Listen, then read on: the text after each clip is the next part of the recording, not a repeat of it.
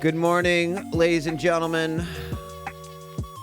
It is Wednesday, March 11th, 2020.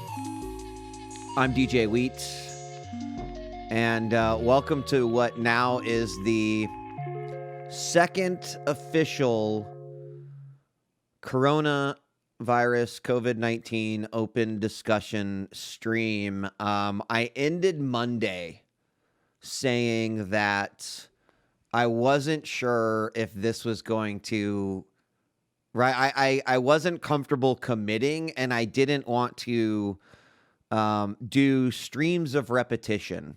And so I said, what is likely to happen is on Mondays, we would do a stream. And over the past 48 hours, so much has happened.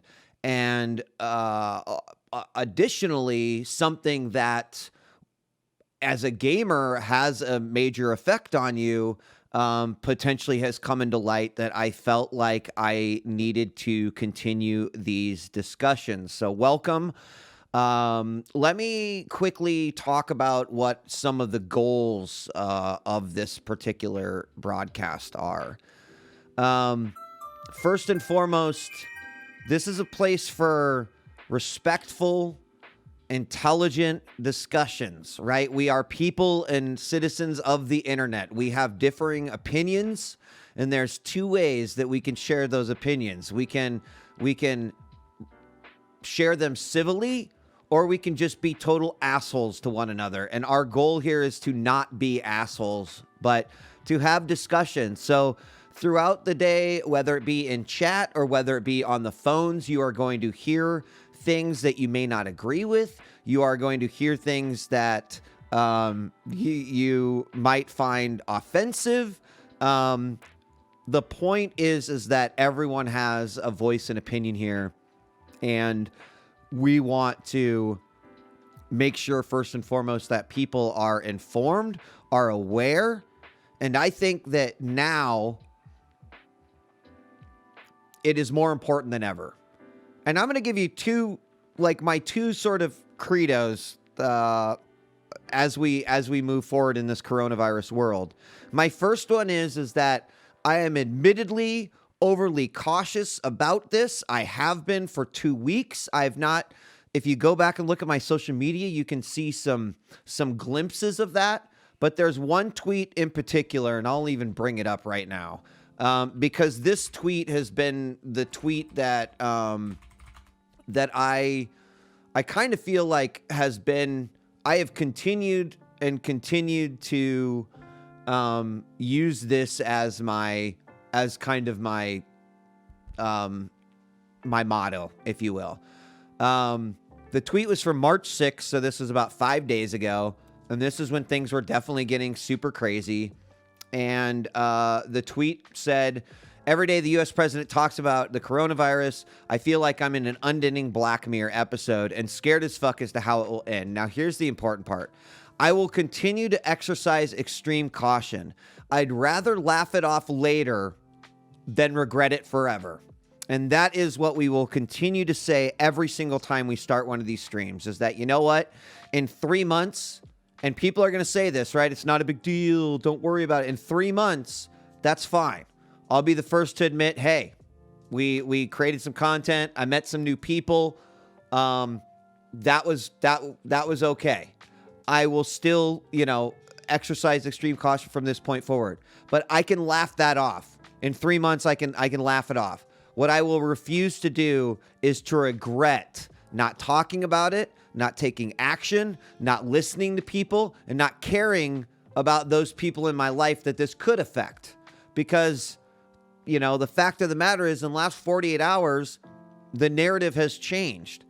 And now the narrative is that when this is all said and done, it's pretty likely that you are going to know someone who will die from this virus. And that is a morbid reality. Again, let's hope that we laugh that off, but let's not regret it later. So, we're going to talk about this again. And, I hope that you would spread the word on Twitter. I think the other thing that is kind of important in regards is that for the last 2 weeks, I've literally watched people say, this is not a big deal. This isn't that bad. It's not any worse than the flu. And look, I'm no medical expert. I cannot sit here and tell you, why the flu may be more devastating than this, or this may be more devastating than other disease. Look, that's not necessarily, why we're here. What I can tell you is that whether you think the coronavirus is serious or not, this is affecting you now. And again, you can laugh it off later or regret it forever. So what we are trying to do is we're trying to not be the media. We're trying to not be the mainstream media. Right now, the mainstream media admittedly is focusing, at least in the United States, about 75 to 80% here on the coronavirus and or its effects, which include the markets, which include the cruise ships, which include talking to medical professionals, which include the politics of it all, especially in a re-election, and then everything else is politics and or like what is happening. I do not think that there is a current event that could dethrone the coronavirus at this point, which is also kind of scary. So the other part of this is that when I first did this on Monday, I woke up and immediately my first thought was, I really want to talk to someone in Italy. Like, I'm really curious about talking to someone from Italy. And we got that wish on Monday. And what is crazy to think is that when we got that wish, I believe it was Mr. Kaji called in, and there he is right there. We talked about how Italy was beginning its lockdown, but it was mostly concentrated to the northern parts of the country. In 48 hours, the country has gone into complete lockdown. And so it may be that we get Mr. Kanji back on to find out, right, what is the update as of today. In 48 hours, how have things changed? Now, the other part about today is that I do have a meeting in about 2 hours and 15 minutes. So we're going to have a little bit shorter show than we had on Monday. But great. So I'm going to explain how the open phones work. And look, man, like, open phones, this could be like you want to discuss something with me. We discussed vaccinations. We discussed the state of things in different countries on Monday. We discussed, like, should you take this seriously? And at this point, there's not much rules for the open phones other than be respectful. If you want to call and ask questions, I've done a lot of reading on this. I'm happy to answer anything I've heard or anything about the United States. If you would like to discuss various points of it, if you would like to give your point of view on what is happening in your country, because we don't know. We know we have a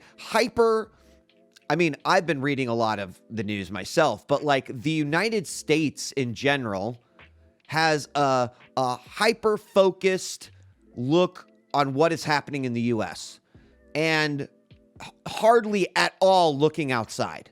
This is evident by last night's U.S.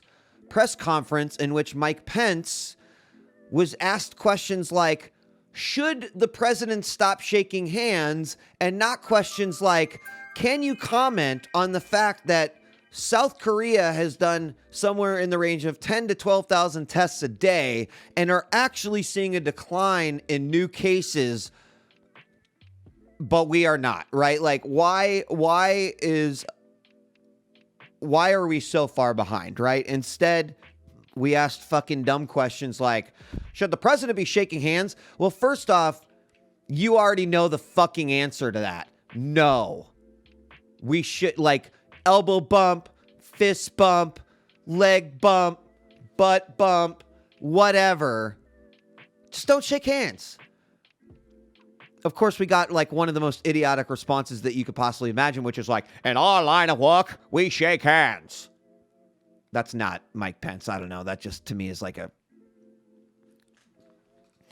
rich old politician on either side.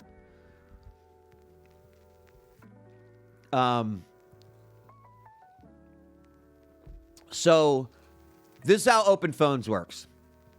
Anyone can join. What I really like to hear is opinions from around the globe.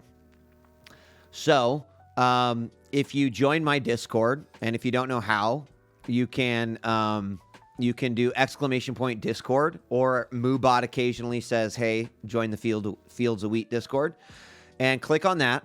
And all you do is there is a voice channel that's called Phones, and go in there, and I will bring you up to the on-air channel. So if you just sit in the Phones channel, you can follow along. Once I bring you into the on-air channel, I'll announce it so that you can hear it on stream, and that should give you an indication you can like mute that stream. Debstep, you are welcome. I feel like it is my duty in some ways. I want to use this platform in a way that truly brings out the global nature of this platform. And I think one of the most incredible things that we can do is talk about it and get the perceptions and the, insights from other countries. I think that it's fascinating to hear how people are acting. I think it's comforting to hear that people are concerned in other areas. I feel like we can do our part. Now, while we wait for anyone that would like to join the Phones channel, again, all you do is join my Discord. There is a voice channel called Phones. In fact, don't I have like an Open Phones like exclamation point open? I'm doing it wrong on the wrong thing. Let me see. Open Phones. There we go. So it tells you Open Phones works too. Glad I've got that one. Now, while we're waiting for folks to join, and I would love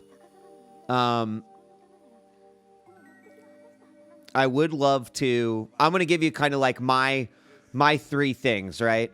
So I'm a pinball player, and my first, because this is, I think, a little bit more, this is like an interesting little, why am I not logged in? Like, what the WTF? I thought this was pretty funny.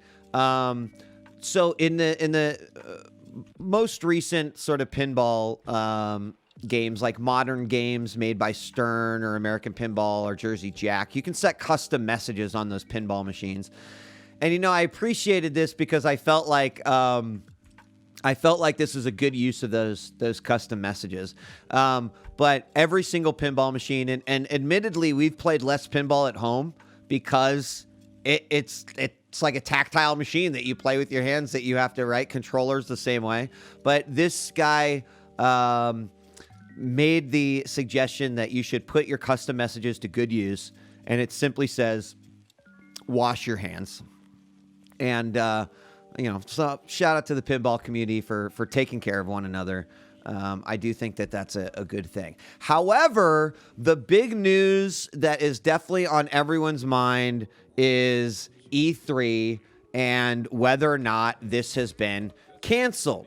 Now, I've been feeling that this was something coming a long, long time. However, the first indication, well, obviously aside from like TwitchCon Amsterdam being canceled, was actually from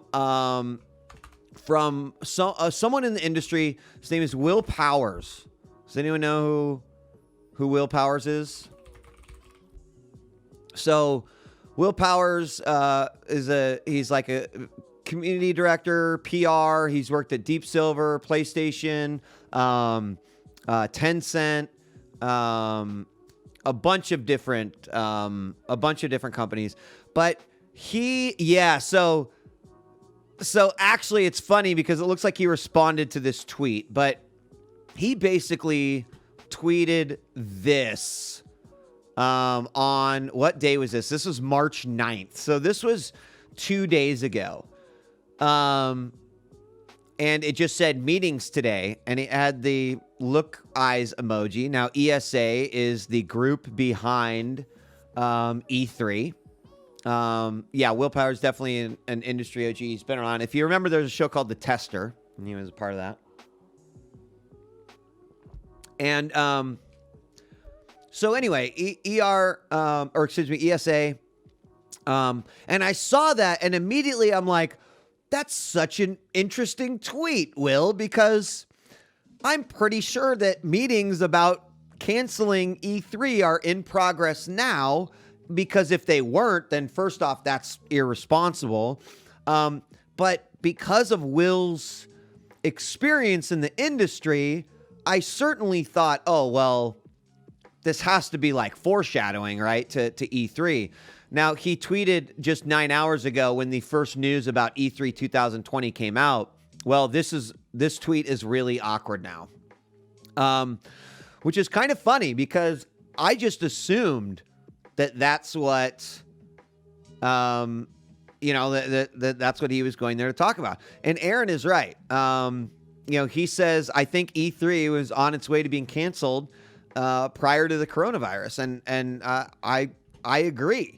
E3 has kind of been on a downhill trend the last few years where it has flourished online, but failed to exist in the way that it needed to in the physical world, right? It existed as a big money sink for a lot of companies who were finding that a digital show could be as effective. Now, the thing that I've been saying for the last week or so is that if E3 is canceled, I'm not sure that it's coming back. I think there's a damn good chance that this cancellation will either A, change the face of E3 forever, or B, peace. I mean, interestingly enough, South by Southwest was canceled, and a few days after South by Southwest was canceled, they actually announced that they laid off 1/3 of their staff, claiming it was, quote, the only way to stop the bleeding. Now, I find this really interesting because South by Southwest is a company and a festival that's been around for 35 years. And it's hard to take away from this situation. Does that mean that they were living paycheck to paycheck, or rather festival to festival? Right? Was this established festival hurting so bad that in order to stay afloat, they had to have a festival going? I don't know. That's my speculation. It says the executive added that while the company is planning to put on a festival in 2021, how we're going to do that, I'm not entirely sure.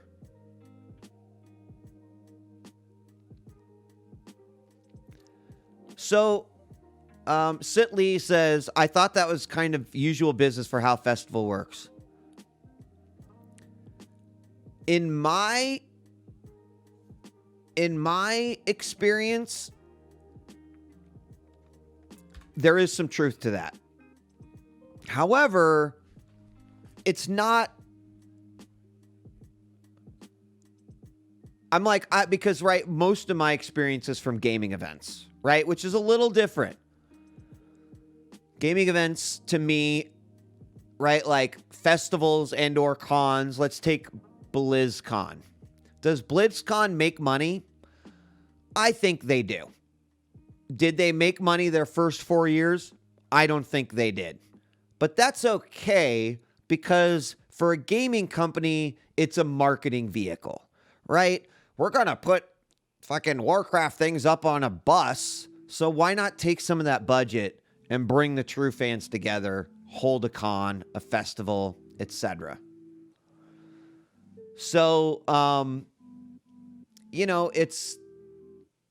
it's hard to, right, exactly. Sitley says, and that's why I'm saying, like, there's truth to what you are saying, but I think there is also situations where that's not the case.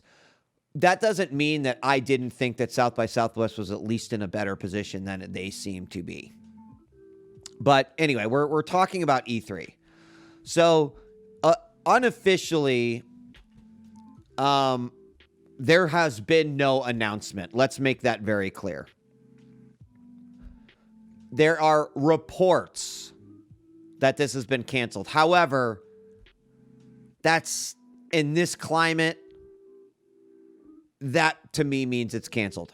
Again, it's still reportedly canceled. This is still speculation until we hear the official word. However, Ars Technica said that E3 has been canceled due to COVID-19. ESA has not responded. Devolver Digital followed up and said, cancel your E3 flights and hotels, y'all.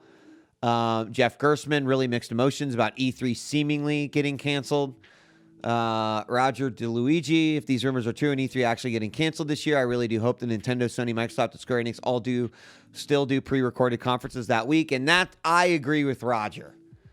I would hate to see a week of hype completely just fucking blown off the face of the planet. So, we're going to do another poll. On Monday, we did a poll. And the poll was, do you think that the cancellation of all these events is necessary? And today we're going to do a different poll, and that is going to be around E3. So the question is, does E3 survive after this cancellation? And simple answers are yes, no, or unsure. Let's see what they do in 2020. Meaning, like, maybe they will pivot off of a cancellation. Maybe they will. But see, here's where it gets really fucking weird. The ESA could be like, no. Yes, E3 physical event is canceled. However, we're still going to hold the press conferences. We're still going to do dude, at that point, no publisher has any obligation at all to do a press conference that day, that week, whatever.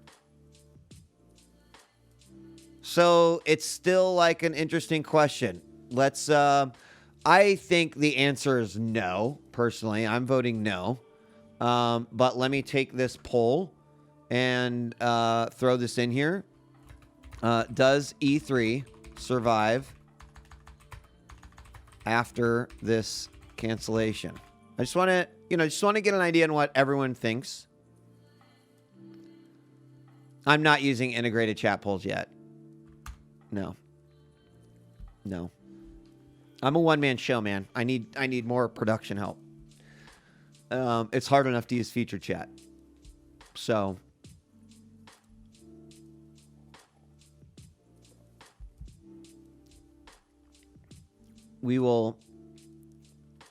I'd love to hear your thoughts, your opinions. Are you the phone lines are officially open. Are you surprised about the E3 cancellation? I'm not surprised. I mean, as you can imagine, like I've been hit as close to home as I possibly can, which is TwitchCon Amsterdam. Um, I had that gut feeling about TwitchCon as far back as like the end of February. Obviously, you would never hear me speak those words because I don't want to influence any decision, nor do I, want to create a panic. But I was expecting that announcement to come.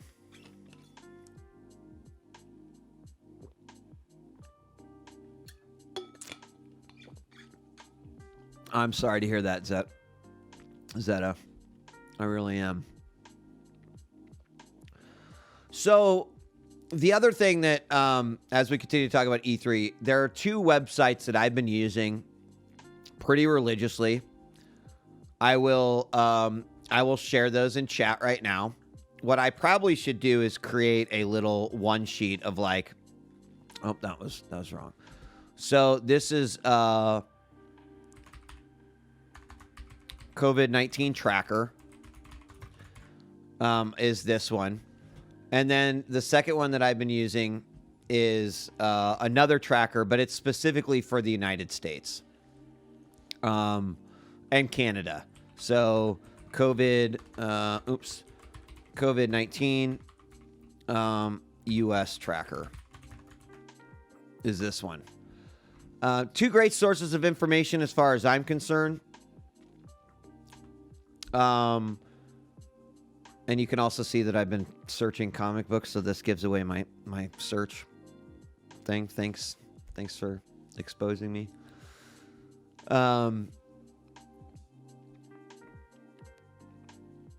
Let's see. Toku, I will say that I think this E3 is canceled along with GDC. We are going to see a sizable drop in indie games released in 2021, probably 2022, because the startups just don't have all the places to sell their games to a publisher.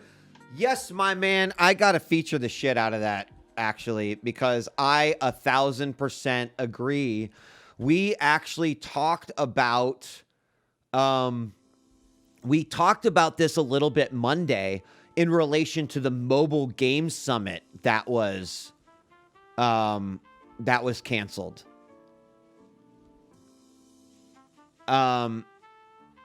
Right? We were just talking about how, like, indie games, like people who fund those types of games, a similar thing is going to happen in the mobile world where we're probably going to have, like, we're going to lose innovation. We're going to lose potential releases.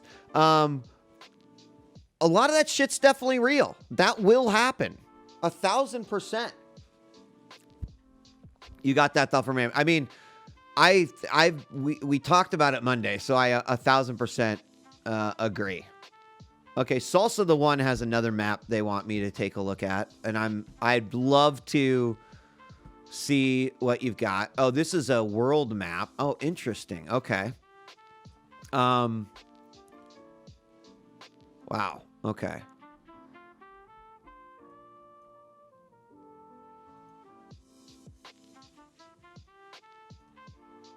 It's showing the cruise ships. It's showing the different. Interesting. All right, I'm going to keep that one. I'm going to keep that one up. So here's my two. I pasted them in chat. Worldometers is definitely the one that I have been following since the beginning. On Monday, the USA, I went back and I opened the VOD. USA. So, like, actually, if we just put this side by side here, just so you can see, right? I know it's dark in here, but I mean, what is incredible is that China has not had that many new cases, but they have had a pretty large increase in deaths. South Korea on Monday was at 7,400. They remain at 7,700. But since then, Italy and Iran have both surged. Italy now in the 10,000. Iran now 9,000. And then USA at 566. We are now at 1,000.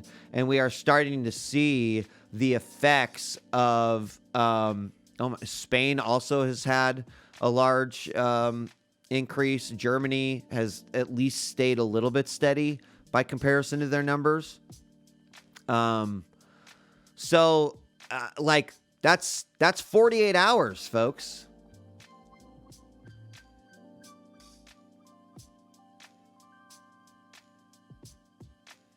"48 hours.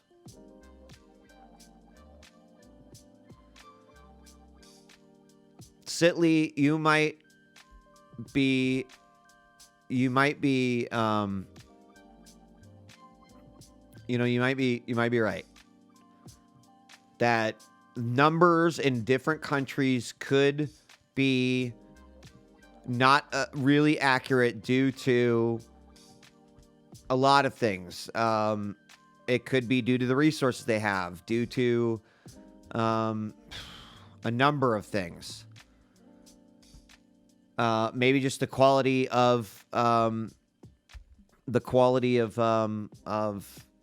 testing, medical facilities, etc.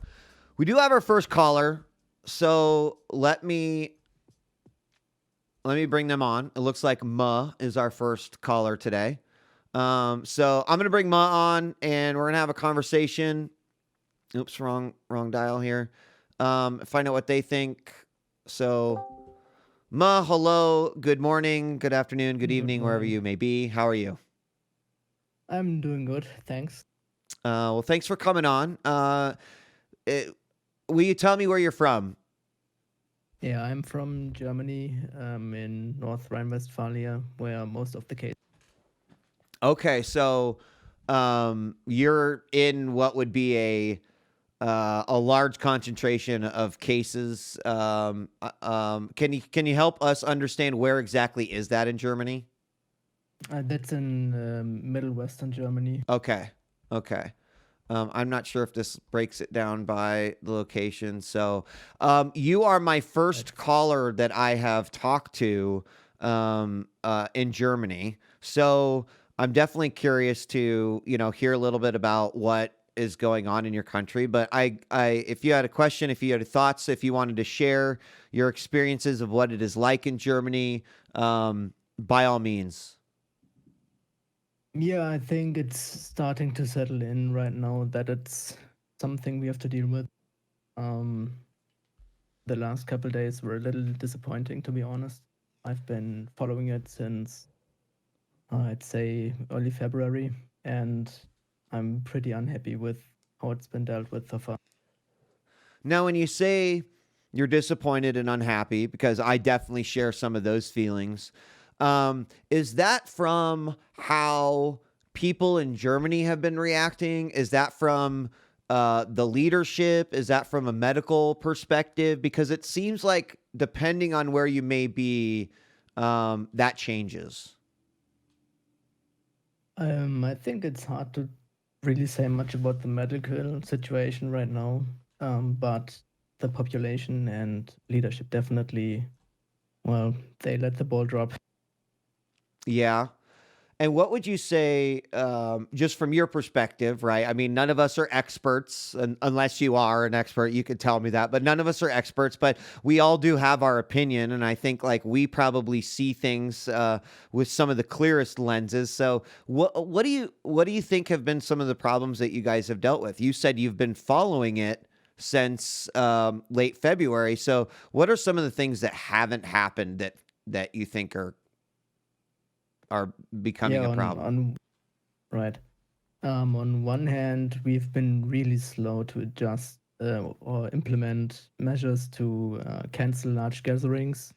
Like we've just early this week, we've mostly introduced a ban on gatherings larger than 1,000 people. Okay. So that's good, but the way our government is managed, it's like the leadership says we should ban it, and every city and county itself has to actually say that it's banned, has to order it. Versus So just saying we want to make, right, like as Germany as a nation, we just like this rule is imposed. right. Hmm. Okay. So, for example, we've just yesterday, I think, we had a football match um, with full stadium for no reason whatsoever.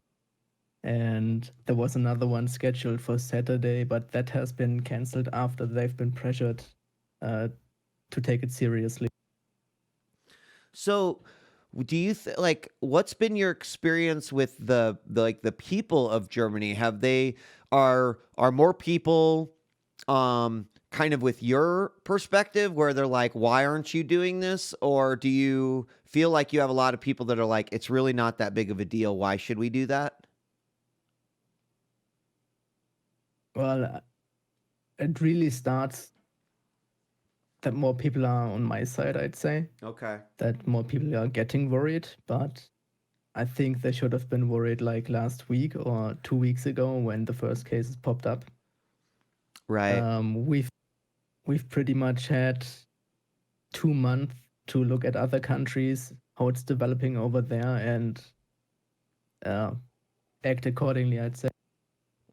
Yeah, that's I think that is one of those topics that to me will become a bigger topic in years to come because yesterday I made this post and I was thinking about it where I was like, it will be very interesting when someone makes a documentary about, the coronavirus in like 5 to 10 years, where they really are Yeah. able to like take a step back and like have all of this data and information and watch and truly see that China did an amazing thing for the world, right? Oh, yeah, They definitely. took a big L. They shut down a lot.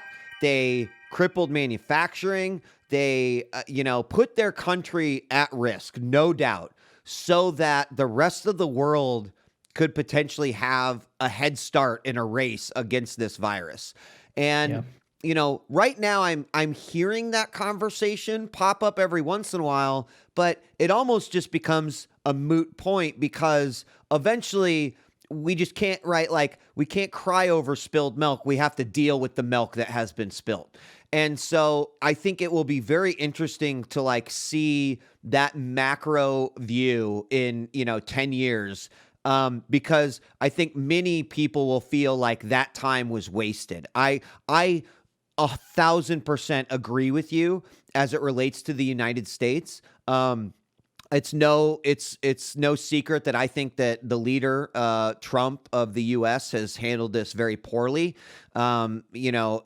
About 12, whatever, 13 days ago, he literally said, we have 15 cases, but soon that will go down to close to zero. And we're sitting Yeah. at 1,000 cases now. And again, it's like we kind of took for granted what China did for us and just were okay sitting on the sidelines, eating popcorn, and like watching this. As many medical professionals also said, hey, these guys are doing us a favor. We need to begin taking action and precaution now.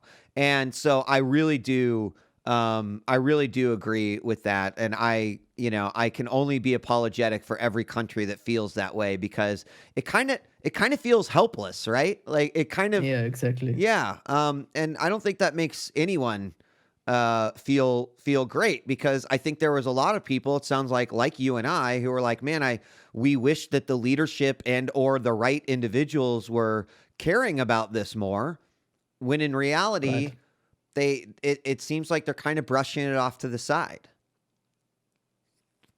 Do you think, like, what effect do you think this is going to have on Germany overall? Again, knowing you're not an expert, but like what are your thoughts on that though? Like, do you see maybe Germany, like, have you closed schools yet? Do you see something happening similar to what's happening in Italy? Do you have any thoughts on that?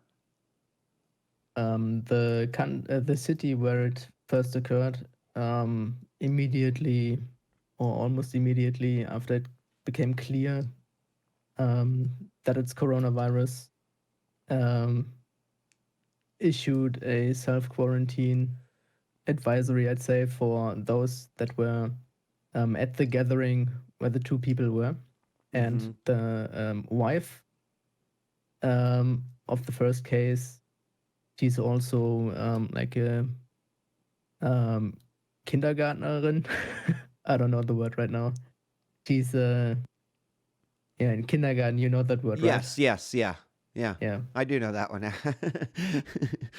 um, Yeah, and so they ordered them to quarantine as well. And there have been a few schools that have been shut down, but it's far from taking measures to actually prevent further spread. It's just reacting to the things that happened yet and not really working towards preventing more cases. right, right. So one other question is what is can you give us any insight into testing in Germany? This is a big topic in the United States, so one that I'm very interested in. One of the reasons why our cases were so low for so long is because, frankly, we were incapable of testing people. We have an organization called the CDC here in the United States, which is the Center for Disease Control. And instead of taking tests that were basically given and administered by WHO, we kind of decided, no, we're going to do our own thing. Well, that didn't work out too well. And now that we are getting tests, our cases have gone up significantly. But, Yeah. we have instances here in the US where there are so few cases that, if you are suffering symptoms and you call and say, hey, I think I might have this. Can I get tested? They ask you, well, have you traveled to Italy and China? If the answer is no, then sometimes you don't get a test. Now, that's probably going to be changing over time. But in your understanding of things, do you feel like people are getting tested pretty regularly? Can you give us any insight to that? Yeah, so as far as I know, they tested immediate contacts and issued self quarantine for uh, workplaces where they've been. Um, but it's, yeah, they're implementing some better measures to allow like everyone to test, I'd say. Some cities have like implemented drive-through testing, but it's still, unless you've been to a area with a lot of cases or you have contacts to someone who has been infected, they don't really test as well. So, okay. So, I mean, it sounds like a lot of self quarantine initiatives. Yeah. Um, which do you feel like people are actually taking that into consideration? For the most part, I'd say yes. Okay. Okay. Well, that's good because it sounds like that hasn't been the case um, in everywhere. But And what about the right? Because you have. Let me look this up again. So you have about 1,600 cases right now and 3 deaths. One of the topics that's starting to pop up here in the United States is like as our cases increase, people are worried about the medical infrastructure of the country. Right? Right. Like, will we have enough infrastructure to be able to handle all of the potential cases? Any insight to that from Germany perspective? So right now we are doing pretty good, but if we look at the numbers so far, it looks like we are doubling cases every 4 days. The Okay. beauty of exponential growth. Right. That's worldwide, not just Germany. Mm-hmm. And so if we're looking a month from now, we're talking about millions of infected, and I don't think any healthcare system is capable to. Right. Right. I mean, you make a good point. Does anyone um have that infrastructure? I mean, if you remember, I'm sure you do because you've been following it since February, but they, in China, they built in 10 days those Yeah. hospitals specifically to handle this. Now, there's also been reports that some of those have already been shut down because they've had fewer number of cases, but that's been due to their extreme sort of aggressive tactics towards all of this. Now, Right. Raceland also from chat had a question for you. Can you give us an idea of what the situation is in stores? Has there been panic buying in Germany or Yes, yes? yes. What's that been like? Oh yeah. So last week, like every pasta, rice, stuff like that has been Mhm. sold out for a good while, but that, at least in my area, has reduced a lot. They allowed deliveries on Sunday to restock, so there are full shelves on Monday. So people don't think they have to buy emergency stuff because they can't get anything. Yeah, Right. that helped. Interesting. Interesting. Okay. Well, Ma, it's been a pleasure. Is there anything else you'd like to say to the folks out there, or any other thoughts on your mind? Not much, to be honest. I just hope that the numbers of South Korea are like what we can really expect in terms of critical to cases, Yeah. because I really expect most other countries to have a lot of dark numbers because they've been pretty relaxed about it for. Right. Right. And unfortunately, this is only one of those things that time will tell. Exactly. Yeah. So, well, thank you, Ma. I really appreciate you coming on and joining us and giving us a perspective from Germany. It is like I mentioned on Monday. It's a bit comforting to know that like we are kind of all in this together, and even though we might be separated by thousands and thousands of miles, it sounds like we're experiencing some of the same things, and I do hope that people take some of those self quarantines seriously, and I hope you stay safe and healthy. Yeah, you too. All right. And another thing, because I've just read the wash your hands thing, I don't think elbow bumps are good either because it's recommended to sneeze and cough into your elbow. That And is true. I saw a thread where someone was like, you basically do a little kick with your friends, and I'm like, yeah, I like that, right? Like, I mean, that's good. Yeah. yeah, yeah. Let's do the kick. So we're gonna be we're a kick zone as well. So Ma, thank you very much. I appreciate it. Yeah. Thanks for All having right, me. take care. Bye bye. So that was our first caller, Ma from Germany. Thank you, Smirky, who subscribed and said, sad that St. Jude Summit got canceled, but at least they're transforming it into a digital experience. Hope all is well, Marcus.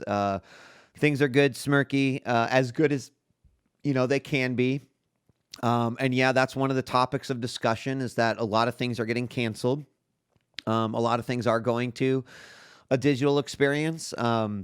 I think that's in a lot of cases a good thing. In other cases, it's hard. For example, like you take TwitchCon for example, and one of the reasons why TwitchCon is so great is because we live in this virtual environment for 361 days out of the year, and then those other 4 days or 5 days, we get a chance to come together at a physical location in San Diego or in Amsterdam. And that's, it's like those people coming together is what truly makes it a magical experience. And, I'm still not sure, right? I'm not totally convinced that a digital TwitchCon experience would necessarily be like something that resonates on the same level as right, like meeting your friends and meeting your community and your moderators and talking to other streamers, because technically we can do that in a digital environment any other day of the year. So like it's very fascinating to see some of the solutions that people are coming up with, but it's definitely it's definitely good though to see people when they can, finding alternate ways to give that information out, etc. So, we've had a call from Germany. Our first call was from Germany. Our second call, hi Cypher. Thank you everyone, by the way, who's following and is subscribing and the thoughts. Any other thoughts? The answer should always be wash your hands. I'm also down with that. Wash your hands.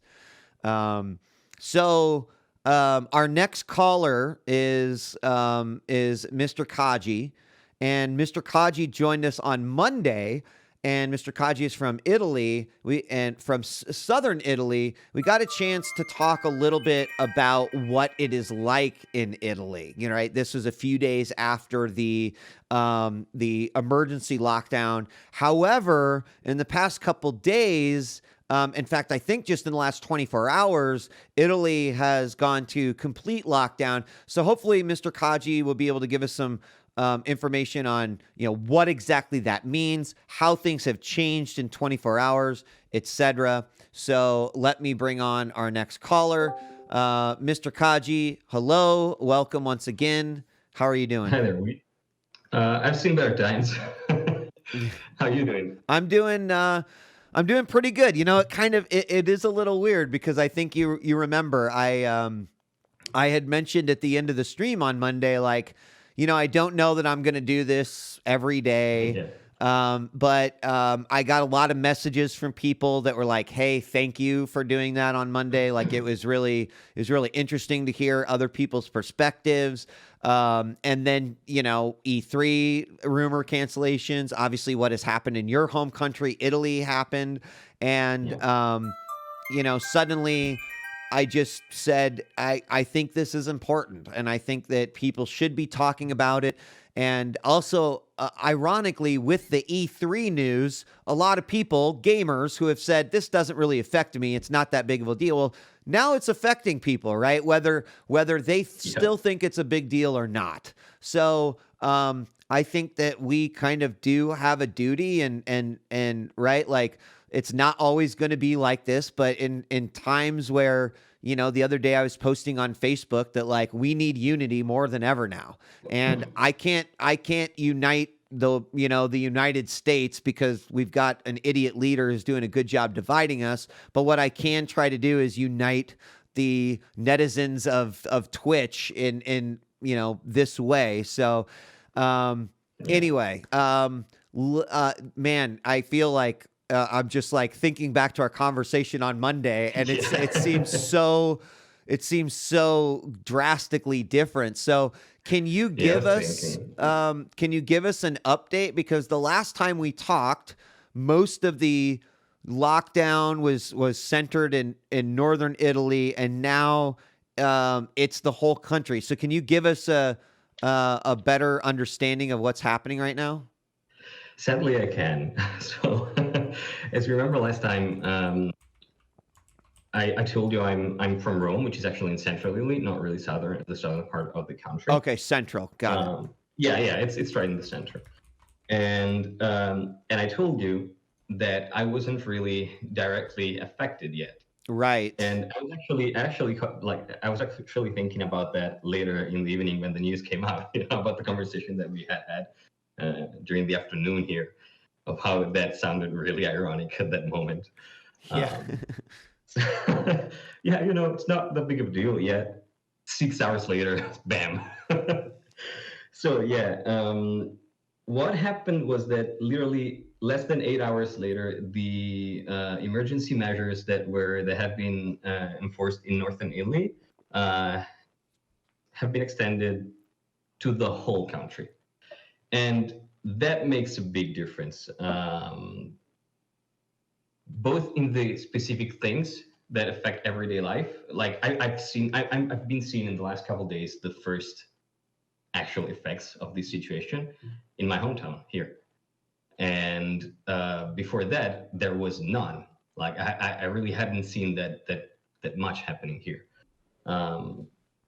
Plus, there were several events that happened throughout the country that I think are significant. So, let me do a recap. Sure.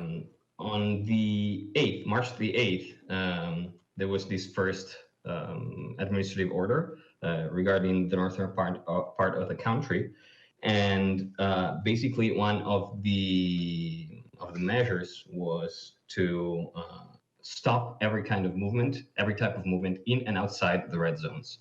Right. And so during the night, between the 8th and the 9th, there has been a mass exodus. So thousands of people just crowding the train stations in northern Italy to go back to their families in southern Italy. And that has already been a first panic reaction to these new quarantine measures. And then things got worse in a way, because again, these happened when this thing was enforced only in northern Italy, and then on the night of March the 9th, this has been extended to the whole country, and there has been a bunch of stuff happening already through the night.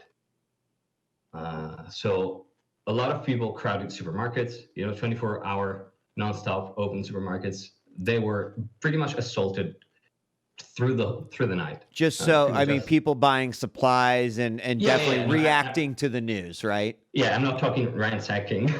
Right, just right. Panic shopping. But yeah, like with queues at the entrance that lasted through the night. Wow. And the following day, one of the things enforced in the new orders affected jails too, and so a number of jail riots started across Italy. Really? In several jails, like in across Italy, northern, southern, central Italy. Like in southern Italy, there's even been a jailbreak. 23 people managed to escape, among them a murderer. And wow. Yeah. I mean, I don't mean to interrupt, but like, oh, go ahead. Just one more thing. And in a different jail, 400 inmates got complete control of an entire wing of the jail. And I'm not sure how that's been dealt with, but this whole thing happened in less than 24 hours after these measures have been extended to the whole country. And do you like? Is it speculated that was a part of the panic? That was like a different layer of panic that happened?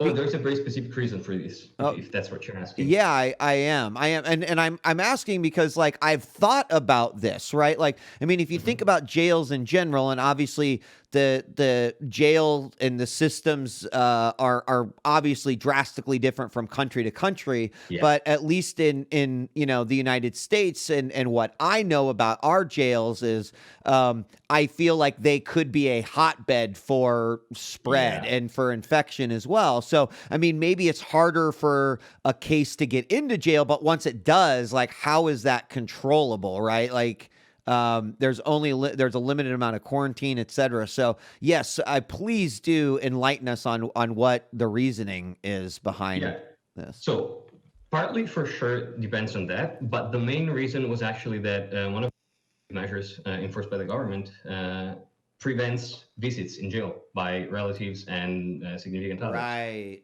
So every kind of visit has been stopped for a whole month, and that just started this whole situation. Wow. It's one of those, like, that's one of those byproducts that if we went back a week ago and said, well, what if Italy did go lockdown? Like, I don't know that you would necessarily have predicted that, right? No, absolutely it is not. Definitely a reactive problem that now, sort of have to deal with. So, wow, that's fascinating.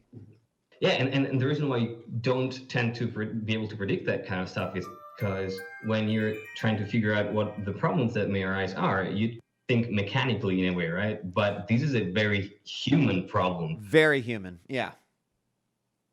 So yeah, these things happened on a larger scale, and then there is what this actually entails on a day-to-day basis, right? So like, for instance, the first thing that I've seen, so the following day, this has been enforced since yesterday morning.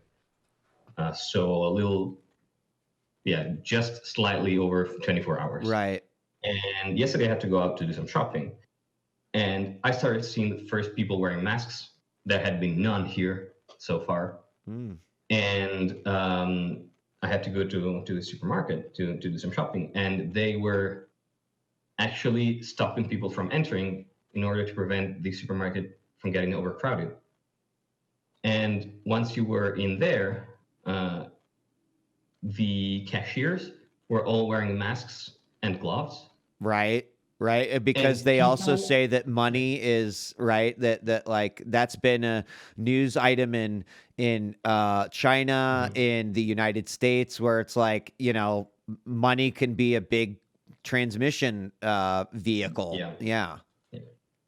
Yeah, and then while I was wandering through the supermarket to actually get what I needed, um, people started dodging me. Like people dodged each other. There was this really weird moment where I just needed to get some eggs, and I was walking towards the aisle, and there was this old man in between, and this guy turned towards me, saw me, and just looked at me like I was death itself, and just stepped aside. I'm glad you brought this up because last That was night. jarring. Yeah, last night, I decided, I've still been dealing with, we've had weather issues, so I've been dealing with like some sinus pressure, and I ran out of like the sinus medicine that I take, and so it was a little bit later at night, and I was like, honey, we should like let's go to the pharmacy now because there'll probably be a Mhm. lot less people, and we won't have to go tomorrow, and so we decided to go. And admittedly, because I've too have been a little bit sick after my last trip, not obviously anything coronavirus related, but just, just kind of standard allergies and whatnot. Yeah. But it was kind of my first time out and shopping in, in a public place. Now, prior to this, I'd been through the airports where I didn't feel, other than watching people wash their hands like maniacs, which is great. I'm happy with that. Like, I didn't feel like people were, when they were like, all right, it's time to board the plane, like number one, you can board. And like people were just like, chest to chest. It didn't seem like there was that big of a deal. But last night when we went in, there were more people than I actually expected to be at the pharmacy. However, when everyone went up to line up for their items, it was clearly, it felt awkward, right? You could tell that everyone had this on their mind, but also no one quite knows how to deal with it. And I can give you this great example where I've been like having some headaches, and so there's like a little migraine mask that you can wear that usually that helps alleviate. So I was looking for that, and I walked up to someone who was working at the store, and I knew that they sold it because I had looked it up on my phone. And so I was like, hey, sir, do you know where this would be? Do you have it? And I had it on my phone, and he was like, I'm not sure where that would be, but I can look it up on the UPC code. And I was like, okay, where do I find that?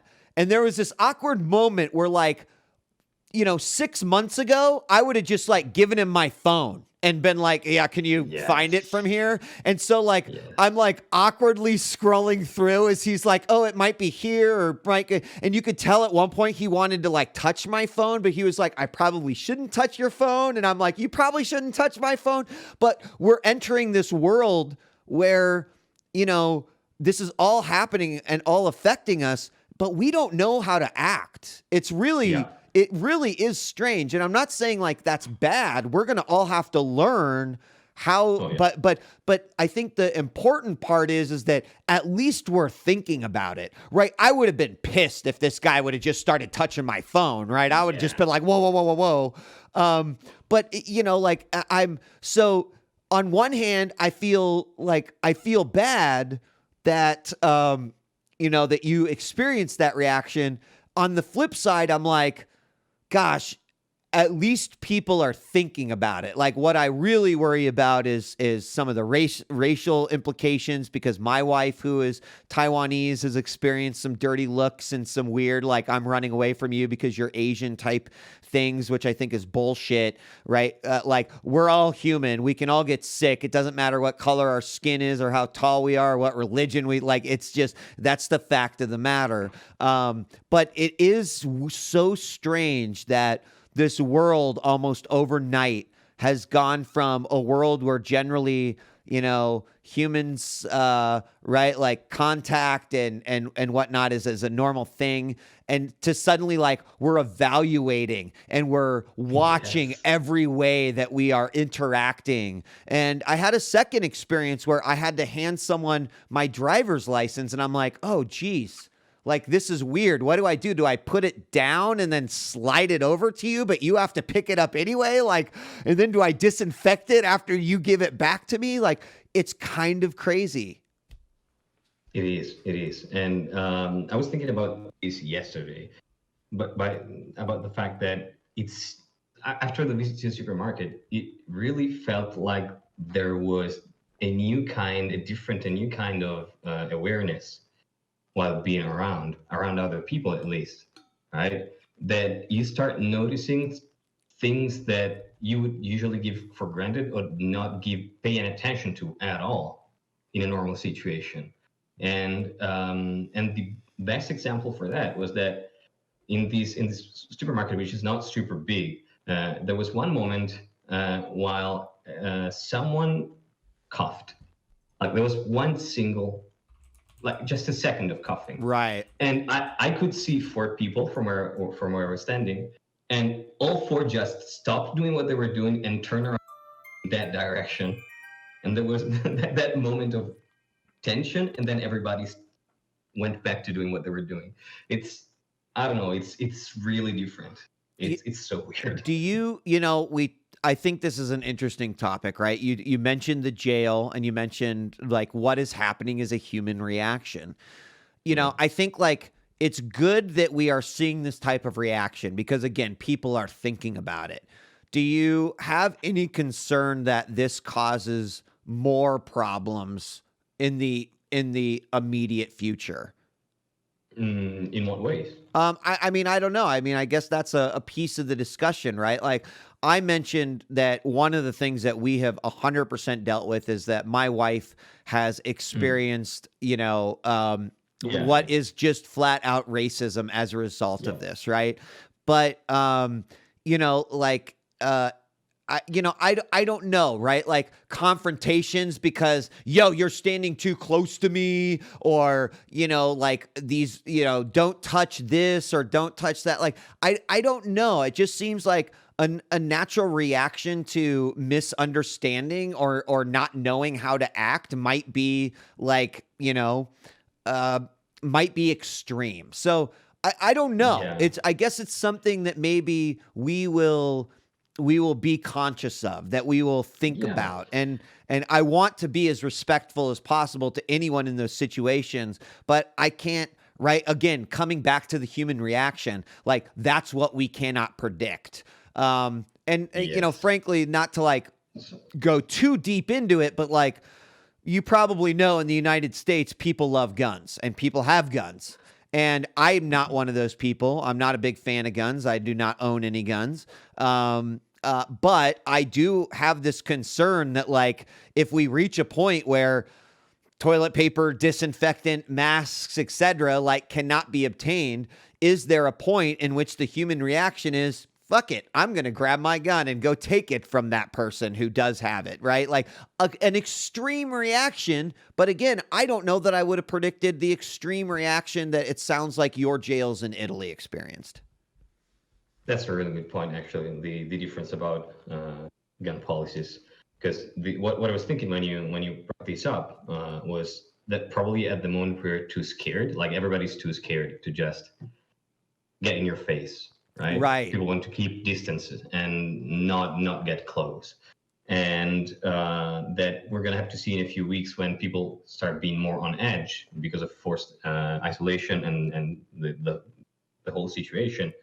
But even then, I was just thinking, yeah, but if tension gets higher and people actually want to fight, the way they do it here is just brawl. Right. So I But that's wouldn't really physical. see that happening. Yeah, that's like physical contact, right? So that's a little weird. Yeah. But my wife and I had that conversation where, like with I think like with some of that racism that she's experienced, Mhm. that she like worries and like it's hard for me to say, well, honey, what do they, they can't like get physical with you because that would just like, right. I mean, if they thought that you were some carrier, that wouldn't make sense. But that's not a super sensitive way to look at the subject. And it doesn't remove the issue. Right. Exactly. However, again, like the human condition and the way we act is something that cannot be predicted. So like that's also something that just cannot be ruled out, right? So it is very interesting. So with the complete shutdown, does that mean that all of your schools and university, like we had talked about, your cinemas, your places of tourism and museums and interest, is everything shut down now in Italy? Yeah, I'm gonna give you a very quick rundown. So everything is, not everything, but most things are shut down. So no schools, no universities, no museums, no cultural associations. All that has been shut down. No events, no sports facilities, no swimming pools, no gyms, no spas. Meetings are forbidden, are prohibited. No malls on weekends. No markets on weekends. What else? Well, I mean, restaurants are funny. Restaurants and bars, they can only be open from 6 a.m. to 6 p.m. And even then, they can only do service at the tables and have to respect at the tables the 3 feet distance between people. Wow. Yeah, it's a big thing. So, and on top of all this, you cannot go out, and this is actually a huge thing. And sorry if I'm... No, go ahead. Keep going. You cannot move out of your town or city or municipality. It's actually I don't know the exact term, how it translates to the US or other countries, but you basically cannot move. Is it out illegal? Of your own town. Is it? Yeah, it's illegal. It's an administrative term for territories, right? So how do they? Because one of the questions I asked you that was interesting, because I was reading about the Italy lockdown, is that there was a question on, well, how exactly are we enforcing this, right? Are we just like putting people into jail that like kind of forces people to be close to one another? And, like that seems really odd. Yeah, but now there are actually legal for breaking these new orders. Like if you go out of your town so you cannot move out of your town or city except for work reasons or pressing health reasons. Right. That's it. And if you're caught, now there can be consequences that go from just a fine to a few months of jail. And the thing gets worse if you have been found positive to the virus and so you have been told to stay at home. And if you don't, then the consequences are going to be much more serious. Because already for doing that, for going outside of your home, if you're positive, you can risk 1 year of jail. And if you actually infect someone, things get worse. If that person dies, it's pretty much the same as if you had voluntarily infected someone with HIV. So you're risking up to 6 and even more years in jail. Wow. So yeah, it's become pretty serious. And again, this is in the whole country. So one of the other things that I read post the lockdown, Italy is the 8th largest economy in the world. And I know there was already some talks about that just due to the act of what has happened, that, the country is at risk of, experiencing a recession. From your perspective, what has that conversation been like, right? In the United States, that is a big part of the conversation. The global stock markets have definitely experienced some downward trends. The U.S. markets have halted trading at some point.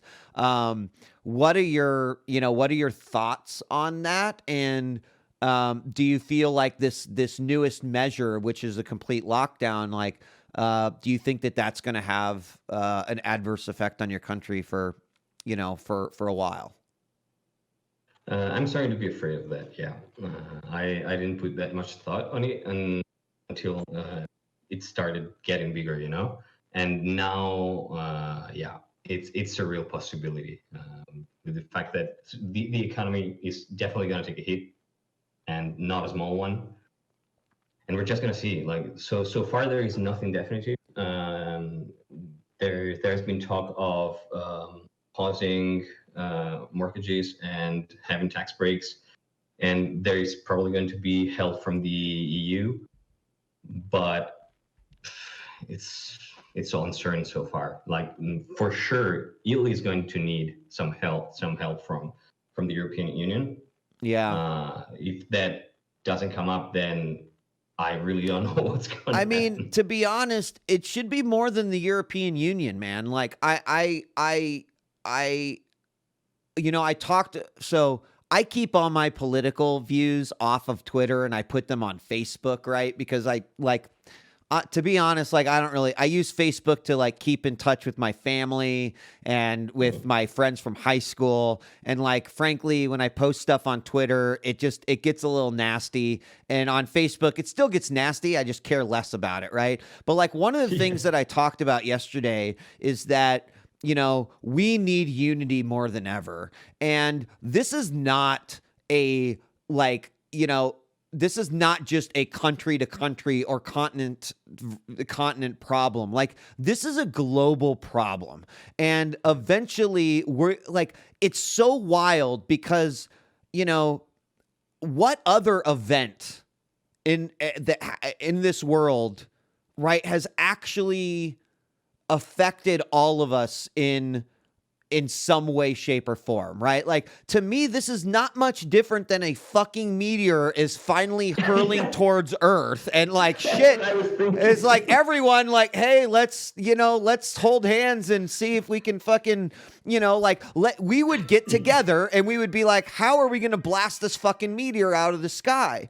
And because we're all fucked. Right, exactly. And I feel like at some point we have to be like, this is no longer isolated, right? This is something that we are all dealing with. And I really do find it hard to think about any other instance where there's like no ifs, ands, or buts. Like we're all in this together, right? What happens in Italy affects us, and what is happening in the United States is affecting other people, and what's happening in China is affecting us all, right? Like it goes to show just how interconnected our world is, despite the fact that we do exist in such a quote unquote isolated nature in a lot of ways.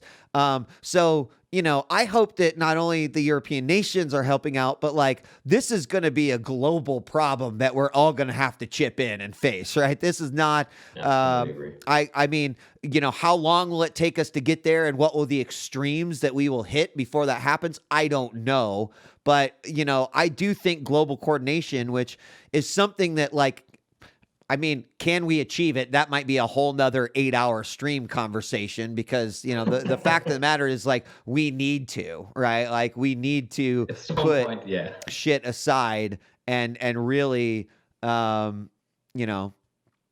really kind of figure it out and yeah. So, well, this is, it's so fascinating. I think that, definitely, right, I mentioned it Monday, but I have intense sympathy for you and the entire country.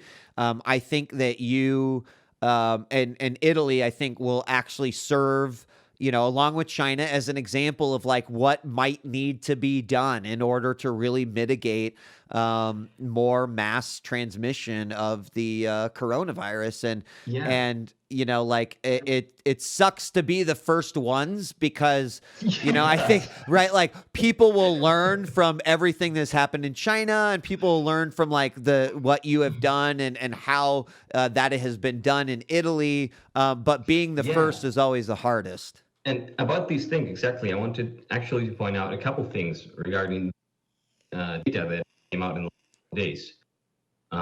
Since yesterday, actually, there are two things that are very interesting, and one is a positive one, the other one not so much. Okay. The positive thing is that since yesterday, there has been a decrease rate of the spread of the virus in the original red zones.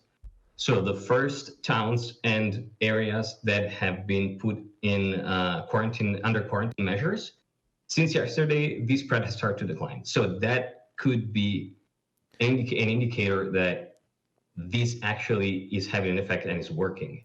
Okay, and that's like, so just so I get my timeline straight, that began last week. It was like the 6th, right? Was it Friday when the initial Oh no! The first no. The first towns to be put in quarantine measures happened much earlier. I think as far as a couple weeks back. It's where the original sites were. Oh, okay. Got Yeah, I'm it. talking Got it. town level, no regional level. Okay, got I'm it. just Got talking, it. yeah. So there were several towns and smaller provinces that had been put in quarantine, and that was the very first thing that happened.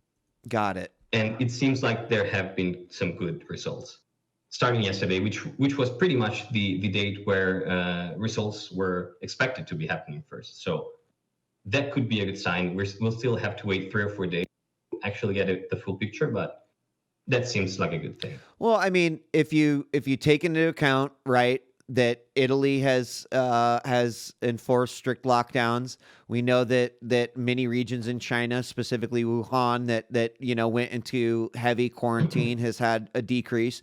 I mean, the other aspect that we know has done an amazing amount of at least mitigating exponential growth of this is in South Korea, where they have attacked the problem with testing, and obviously some other things as well, some closures. People are definitely taking it seriously, a lot of masks, etc. So like that is a good sign, right? Yeah. So, but you said there was a bad thing too. Yeah, there is. And as far as testing goes, by the way, we're over 60,000 tests by now, which is kind of a lot. So Italy's up to 16,000 tests. 60. Oh, 60,000. Over 60,000 tests, yeah. That's amazing to me, because we've done like, I think 4,000 or 5,000. And we keep on hearing in the news like, don't worry, 1 million tests are, 1 million tests are on their way, or 2 million tests are on the way. But and by the way, there is right now in development a test in Italy, because current test takes 6 to 8 hours to give results, and in a few hospitals and research centers here, they're working on a fast test that can give a result in an hour, and that should be ready by the end of March, it seems. So that's another good news. Yeah, that is good news. Yeah. Now let's go to the bad ones, though. All right. Yesterday, again, new data showed a decrease in the rate of people that had to be put in intensive care. And at first, that seems like a good thing, but it's actually probably not. Because if you look at the full picture in the last 2 or 3 days, especially in regard to the region of Lombardy, it's true that there has been a decrease in intensive care cases, but there has also been an increase in death rates. So that may be an indicator that the healthcare system in that particular region is about to collapse. It has reached its maximum capacity, so that there are. So it's not that there are less people that need to be here, but that there are no more places in intensive care units, and so it's actually topped. So it's not that there are 100 new cases because that's it, but simply because those are the available spots, and all other people that cannot be treated, well, that makes up for the increased death rate. So, and that was one of the reasons that we were discussing last time. Right. The fact that this is one of the huge short-term risks about this whole situation. Right. And that's that I think is like the next big thing excuse me, that we're going to be hearing more about. It's starting to creep up. I'm seeing more and more medical experts get their voices heard and out there, that like okay, we dealt with the testing stuff. We've dealt, we're dealing with like containment and quarantine, but like we're gonna have to face this horrible fact that like we are just not medically prepared if the number of cases and then the number of critical condition cases turns out to grow at the rates that we've been seeing things grow. Exactly. And that, I think, is the harsh reality of it. I kicked things off today because one medical expert, I believe it was one of the former, it was a former government official right here in the U.S. who basically said, at the rate at which things are going, and because of the lack of medical resources that we have, also coupled with the fact that we have a lot of people that don't have medical insurance here in the United States, or the right medical insurance, that more than likely you are going to know someone who will die from this virus. And that is a very hard pill to swallow, right? Like, we never want to think about things like that, but I think this is going to be the next big thing, right? And so, in an interesting way, like, I've been thinking about, it helps me understand things when I think about them in terms of things that I already understand. And so, one thing I really understand is like Twitch infrastructure, right? So I'll give you all a great example, right? Like, a game like Fortnite comes out and suddenly millions of people are playing and they're like watching. And this is something that, let's say, like, Twitch cannot predict, right? And maybe like that day, the servers, they're not doing as great. Maybe like chat isn't working and people are like, fuck, man, why don't you just spin up more servers, right? Like, how did you not know this was going to happen, right? And, the fact of the matter is to create more infrastructure costs money, take time, and then to run that infrastructure, costs money and takes time. So a lot of times infrastructure planning needs to scale like at not a reactive rate, but at a planned rate, right? It's like, oh, we see this growth, or this area is having congestion, so we have to grow it here. And the worst thing that you can do is just be like, holy shit, like, spin up 10,000 more servers and just make sure that everything's okay. Because what that can do is that can have a negative effect, once the big boom is over, because you've got, right, all of this leftover infrastructure, bandwidth not being used, etc. And so we're about to deal with this exact same thing worldwide from a medical perspective. It's like, could hospitals just be like, convert whole floors and wings and all the, buy all these machines and everything? Like, they could, and that might solve the problem, but it could also like bankrupt the hospital because they just put all of this money, all this time, all of this, like human time into solving this problem, which then, we might get under control, and what happens after that. So it's a hard thing to kind of like grasp and put your head around, because we want to just be like, how can we not solve this problem? But the fact of the matter is a much more complex and difficult problem, right, than anyone can ever imagine. So it's like, like, this is just a problem of the world, right? Which is like,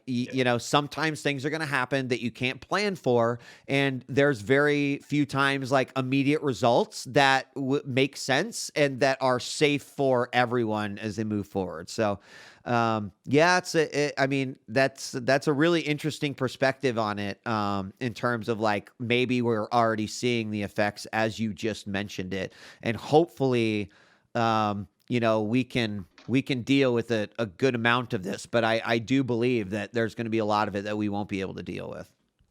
Oh yeah, that's already the case. So we're gonna see how it goes. Yeah. The next couple of weeks are definitely gonna be the most important ones in dealing with this, as the healthcare system reaches its maximum stress point, right? Yeah. I agree. We're gonna see it. I agree. Well, Mr. Kaji, thank you again. You're officially our our Italian reporter. So congratulations. Yay! But I really do appreciate you calling in, keeping us updated. Your insights are incredibly valuable. And as always, wash your hands, be safe, and stay healthy. You will do. All right. You do the same, man. I will. Thanks Take for care, having Mr. me. Kaji. Yep. Bye-bye. Take care. Bye. Wow. So, Sower Cookie, I'm glad to see people working together. I want to see more people working together. Good morning, Modern Chow. If you've just joined us, we're on our second ever COVID-19 open phones discussion. Today we've heard from folks from Germany. Mr. Kaji joined us again from Italy. Their country is now in complete lockdown. I do believe that, at least where I'm at, that we are pretty close to having school closings.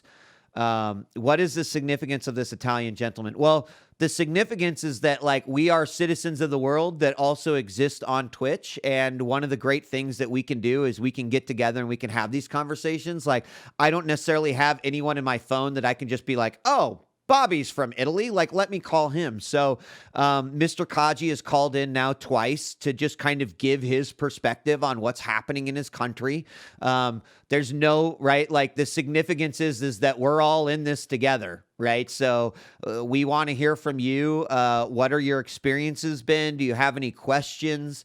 So the way this works is if you'd like to join us we've got about an hour remaining of today's stream, and we will likely be continuing these every other day. So I stream Monday, Wednesday, Friday in the mornings.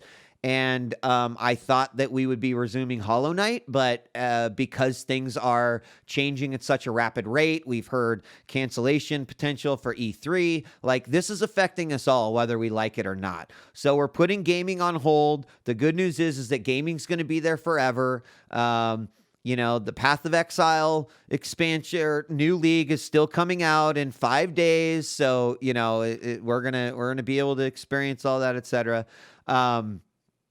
So if you'd like to join us, join my Discord, join the phones channel, and then I will bring you up into the on-air channel.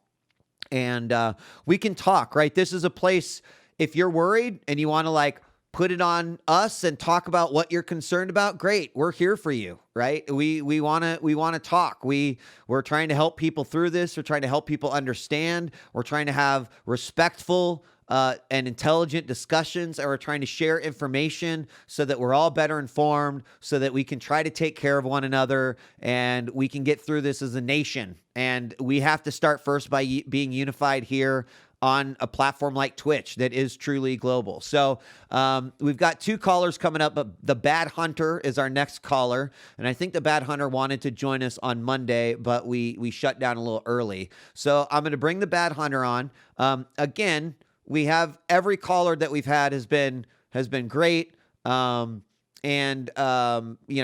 we ask again, be respectful, but we're here for you, right? Questions, comments, thoughts, your experiences. We want to hear it all. Let's continue the discussion. I'm going to bring on the Bad Hunter now. The Bad Hunter, welcome. Good morning. Oh, no, Bad Hunter, don't want to join us. I'm going to try to bring you up one more time just in case that was a mistake.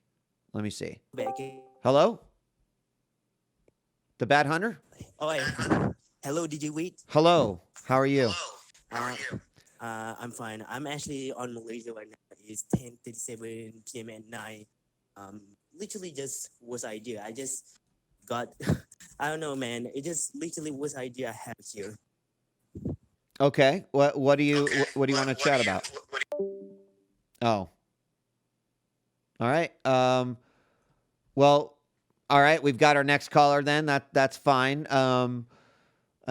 Just make sure you mute the stream if you're coming on. We're going to bring Henry on then. Thank you anyway, the Bad Hunter. Again, don't be nervous. You can join us on Discord, and then I will bring you up into the phones directory. Yeah, let's bring Henry on next. So Henry, hello, welcome, good morning. How are you? Are you with us? Henry's muted right now, so. Hi, sorry about that. Oh, that's okay. That's okay. Hi, Henry. How you doing? Not too bad. Yourself? How are you going? I'm doing good, all things considered. That's good to hear. Yeah. Oh, plot twist. I'm lag breaker, by the way. Lag breaker. Hi. Okay. Awesome. So, lag breaker, where are you located? Sydney, Australia. Sydney, Australia. Okay. How are things? Let me bring up where you guys are at, and look, I always want to have some sort of insight as to how many cases you have and whatnot. So, but talk to us, right? How are things? It looks like you guys are at about 127 cases, with a few deaths as well. But I haven't heard from anyone from Australia yet, and I'm curious to hear your thoughts and kind of what's going on over there. I haven't been following it super closely, just on the sidelines, news headlines and stuff like that.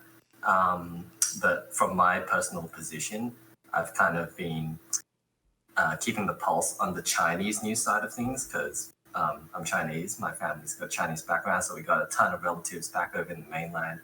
And my dad's glued to the Chinese news networks day in, day out, and he's like filtering and funneling updates to me, and I'm like cross-referencing that with Western reports. But generally speaking, I think things so far have been fine. I mean, obviously, anything can change tomorrow or in the next few weeks. Right. But one good thing about Australia is the fact that we're a fucking island. So, at the very least, it's a little bit easier for us to quarantine people. Right. So on that front, I'm not too concerned. But in saying that, we're still going through similar, how should I say, social phenomena that's happening all across the world. For example, with the toilet paper shortage and all that kind of stuff. So you're experiencing some of that. Yeah, no, for sure. I mean, even before the toilet paper shortages hit Australia, I mean, I saw it happen in Japan, and it was only a matter of time that I saw it's going to spread to the rest of, I guess, nations on Earth. Because so this is only my own like speculation, and I could be completely wrong.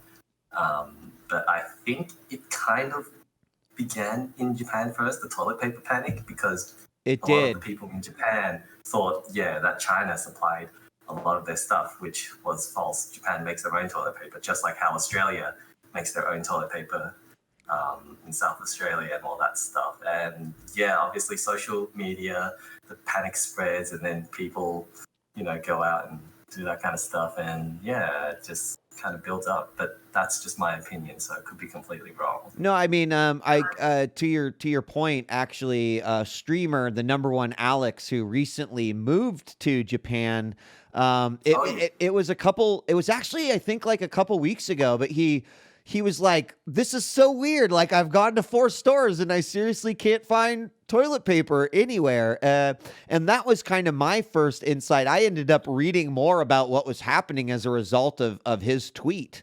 So I was like, it was pretty interesting to me.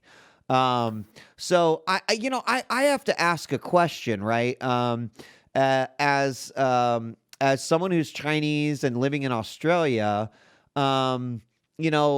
like my wife is Taiwanese, and admittedly in the United States, we have really shitty problem with racism. This is something obviously that has been around for, eons. But specifically, she has 100% experienced, I would say actions, and that have clearly been a sort of racist response to the fact that the coronavirus broke out in China. Just so, like, from my understanding, from like a world point of view, is there anything like that happening in Australia? Is that? Oh yeah, for sure. Thankfully, for myself, it hasn't really occurred to me, but I've heard from a couple of friends who are of Asian descent. They're not even necessarily Chinese. They're getting side eyes from people, which is really silly in my opinion, because like you said earlier on in the stream, like the virus doesn't discriminate, doesn't Right. care who you are, what you believe in, where you're from. Like if you get it, you get it. So, I mean, in the early days when the virus was kind of beginning to make headlines, obviously that was kind of like the worst of the social reaction, Right. where everybody was looking at anybody Asian and, you know, treating them differently. But obviously, as time goes by, you know, Italians being affected, Iranians, you know, everybody around the world, unfortunately, you know, it's kind of eased up in that sense. It's like, oh, okay, I guess we got to side eye everybody, which is kind of like pointless. Right, right. That's interesting. But so beyond the panic, how is Australia like handling this? How is the tackling of it been, right? It seems like this is basically there's a polarizing answer. Either like our country is doing what I think we need to be doing, or we're like way behind and we're trying to play catch up. Yeah, I think personally, I think the government could be doing a little bit more, and I think they are beginning to play catch up a little bit. And again, it goes back to what I said. I think we're kind of taking it for granted that Australia's unique geography kind of lends ourselves to better quarantine measures. But like I think recently, like in the last day or two, travel bans have been issued to Italy, and a week before that, travel bans to South Korea have also been issued. So it's not like our government is not doing anything. They're definitely monitoring the situation, but I feel like they could be 1 or 2 steps quicker, if that makes any sense. Yeah, I mean, that has to be pretty interesting for you all too, because just recently there was a lot of criticism towards government actions with the fires that took place, right? Oh yeah, absolutely. Yeah, this is not a fun political landscape to be around for current people in leadership. Yeah. Yeah. Well, now let me ask you about the travel bans, because to get to Australia, oftentimes you need to fly through Japan, South Korea, you know, other major hub, right? So, you know, I would imagine that is impacting you even more than just right the travel ban itself. Like people just, I imagine it's very difficult to get in or out of Australia right now. Yeah, I haven't looked too much into the travel side of things, but I definitely know, like, for instance, with South Korea, like, I've got friends who've booked holidays literally in December last year before this whole virus thing began, and their trips to South Korea got cancelled, and they're just like, oh, okay, just can't do anything about it. In about 2 or 3 weeks, I'm traveling to New Zealand for work, so I don't know how that's going to go. Maybe travel bans will be instated then. My brother came back from Taiwan about a week or 2 ago, and at least in his experience, things were still okay then. He didn't have any difficulty getting in and out of the country or borders within Taiwan or Australia. But yeah, going back to my brother a little bit, when he came back, he had some symptoms, like a light cough and a little bit of a sore throat, and he went straight to the hospital immediately. As was the guideline. Sure. Just check on all that. But yeah, the clinic there that was kind of like set up at the time in response to all this, they actually turned him away, saying his symptoms weren't severe enough to warrant a proper diagnosis or check. So he did not get tested. He did not get tested, but in saying that, my brother is still doing what's right. He's self-quarantining just in case. And so it's been about a week or 2 since he's returned from Taiwan, and he's doing all right. He hasn't gotten any worse or anything. So I feel like, yeah, the clinic made the right call there. But part of the reason why they sent him back is, aside from saying his symptoms weren't severe enough, is because they said even though they would like to test him, they don't necessarily have enough supplies to do so. At least that's what my brother explained. Right. So this goes back to what your original question of like the government response and all that. Like there is definitely a response there, but as for whether it's adequate or not, it's kind of hard to say right now. Yeah, I mean it's the testing aspect of this has been, to me one of the most interesting things, right? This is a new virus. This is not something that we, it's like, oh, we had this like closet full of tests just ready for this, right? Yeah. And I understand sort of the plight of a lot of the medical professionals that have had to deal with this. I understand that has led to some very difficult decisions in terms of like, how do we actually, make the decision on, like who does get this, who doesn't, and that already, right? Like, I would hate to have to be a person in that position making those kind of yeah, like choices, that's got to feel shitty and not great. And you essentially you're already as a medical professional often putting your, other people's lives into your hands. And then suddenly it's like, now I have to do this at an extreme level. So it's like, I certainly, I have a lot of empathy for those who have to make that. Of course, I would love for us to be in a position where, just like our leader Trump said, everyone who wants a test gets a test. That was 1,000% false, and that is not true pretty much anywhere. The only place that might be true is, and it's still not based off of population density, but in South Korea, I continue to use them as an example because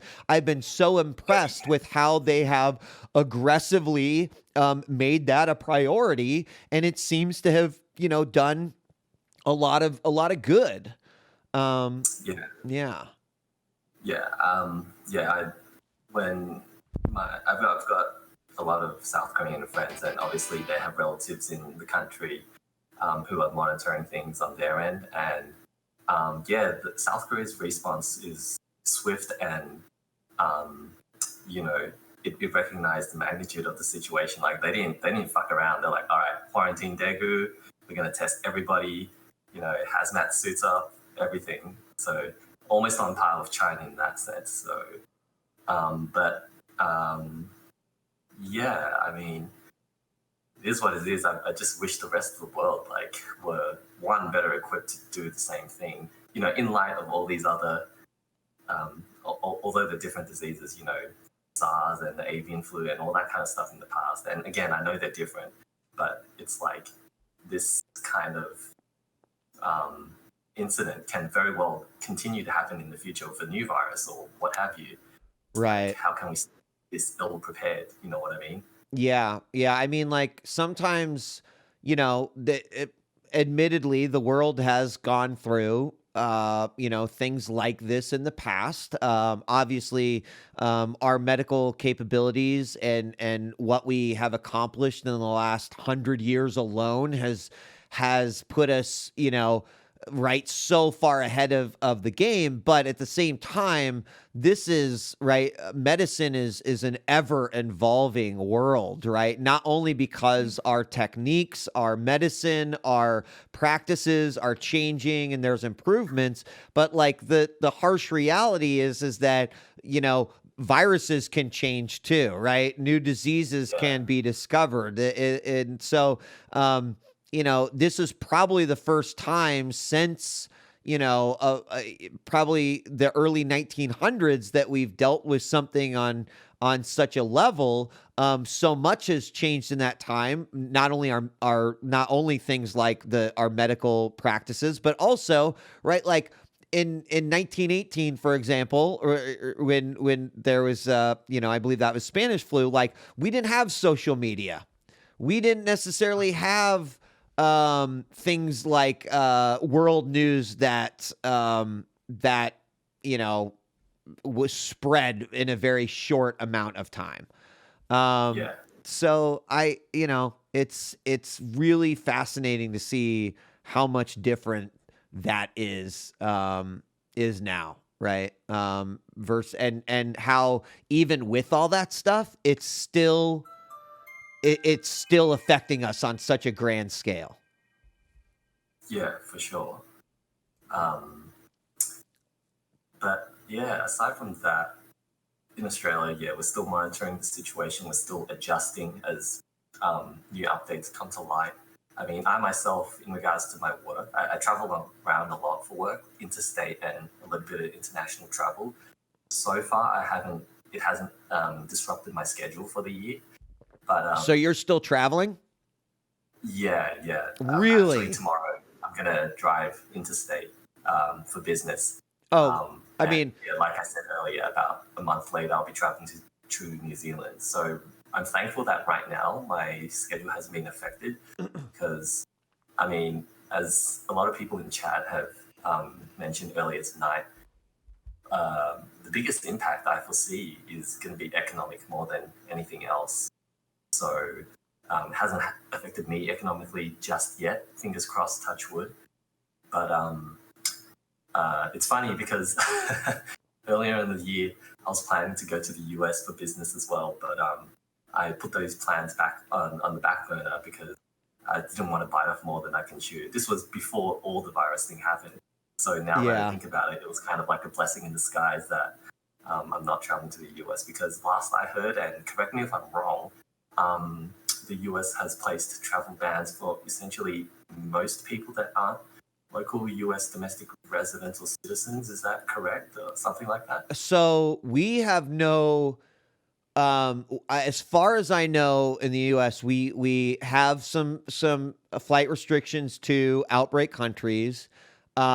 We also have inbound restrictions, but I think like most of the, for example, companies have said, listen, no non-essential travel.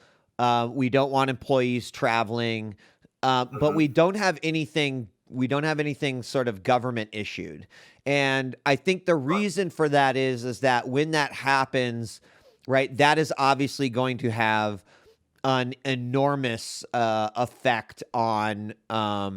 That's going to have an enormous effect on the industry. So what I do think is very interesting that's happened is a lot of the U.S. based airlines have already begun to communicate to flyers and say, listen, if you have a trip, we're not going to refund your money, but we'll give you travel credit. Right. So, they'll give you travel credit. Right. So, which basically means like if I spend $1,000 on this flight to go to, I don't know, Ireland, and I want to postpone my trip, I can notify them, tell them I'm not going on the trip, and they will let me spend that $1,000 later on when, when things have kind of settled down. I think that's an admirable thing for them to do because traditionally these companies are very much like, nah, fuck you. If you want to cancel or change, like it's going to cost you money. But I think that's also because they don't want a travel ban, obviously. Will we have one? I personally believe that within the next month, we are going to either A, have a period of strict travel ban, or B, we will have a very, very highly regulated, like maybe, Like super important business only. Exactly. And it's hard to say, exactly what will happen. And again, I understand like that's a tough decision to make. That will have a huge impact on business. It'll have a huge impact on that industry. The travel industry has already had a lot of issues over the last, many years. But it might be what is best for us to get a grasp on the situation. Yeah, for sure. It's interesting how you explain the travel credit, how some of the US airlines, that's their reaction to the situation. Because going back to my friends who had their South Korea trip cancelled, they got a full refund, like no questions asked. It was quite unusual as well. But obviously each airline has their own policy and how they deal with things. Right. No, the airlines here in the U.S., they like to nickel and dime you for everything. So this is actually it is a big compromise. And it's just not something that you see every day. But I understand why they have decided to do that versus, risk like, a complete collapse of things if they were to just cancel flights and then, right? Like giving people the option now could mitigate some of that because they're still guaranteeing their business later on instead of like pulling out, reissuing money, and then, them being like, well, I'm not going to put that money back in the airline. So it's a weird way to look at it. But considering, what some people do, like, man, my mom is supposed to go to Europe in May. And I have been like, Mom, I don't want you to go, right? Like I'm like, I know you've paid for this already. I'm like, I keep getting emails from United, from Delta. They are giving people travel credit, right? Like Europe is still going to be there once this is all settled down. It might take a while, but I implore, I urge you to please like call the airline and find out if you can get credit, if you can postpone this thing. I'm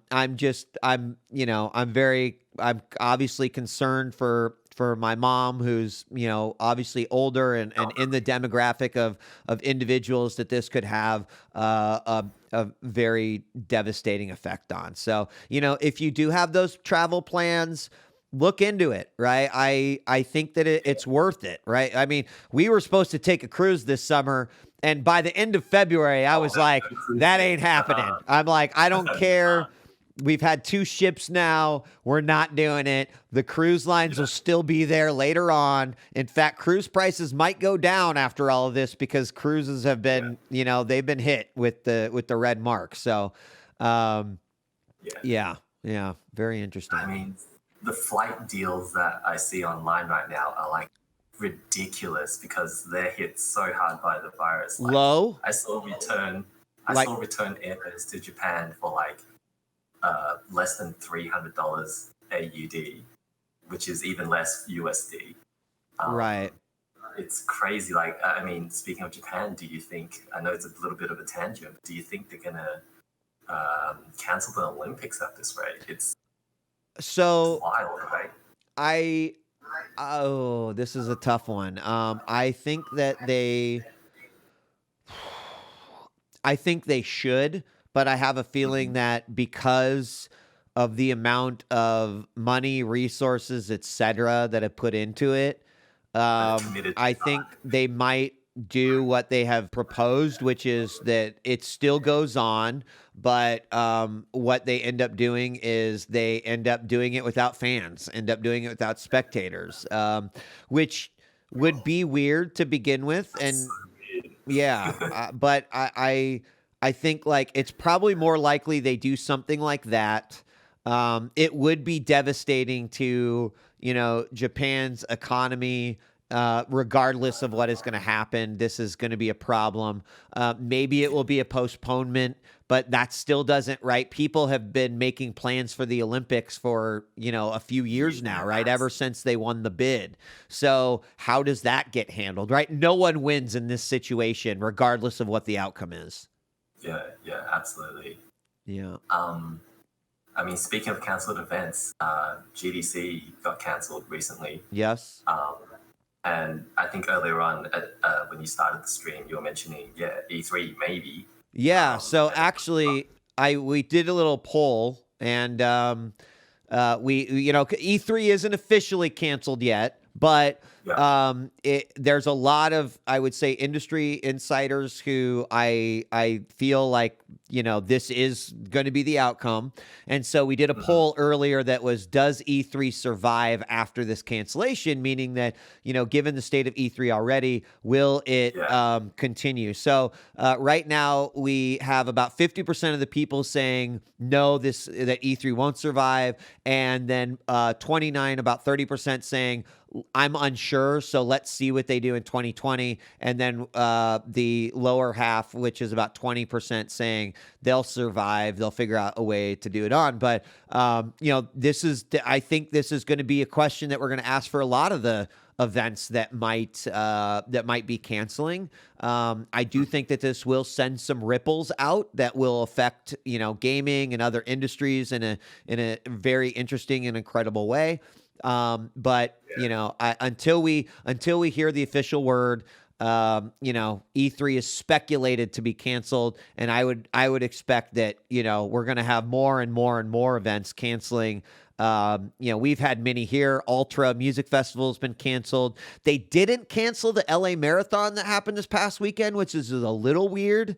March Madness, which is coming up here very soon, which is the NCAA competition. They're expecting 1 million fans to be watching these sporting events, and some of the commentary on that, which is March Madness is a fitting name for this competition, but it might be that they let the teams play, but there's no spectators. But that in and of itself will have an effect on on March Madness. So I'm keeping a close eye on that. I don't think it should.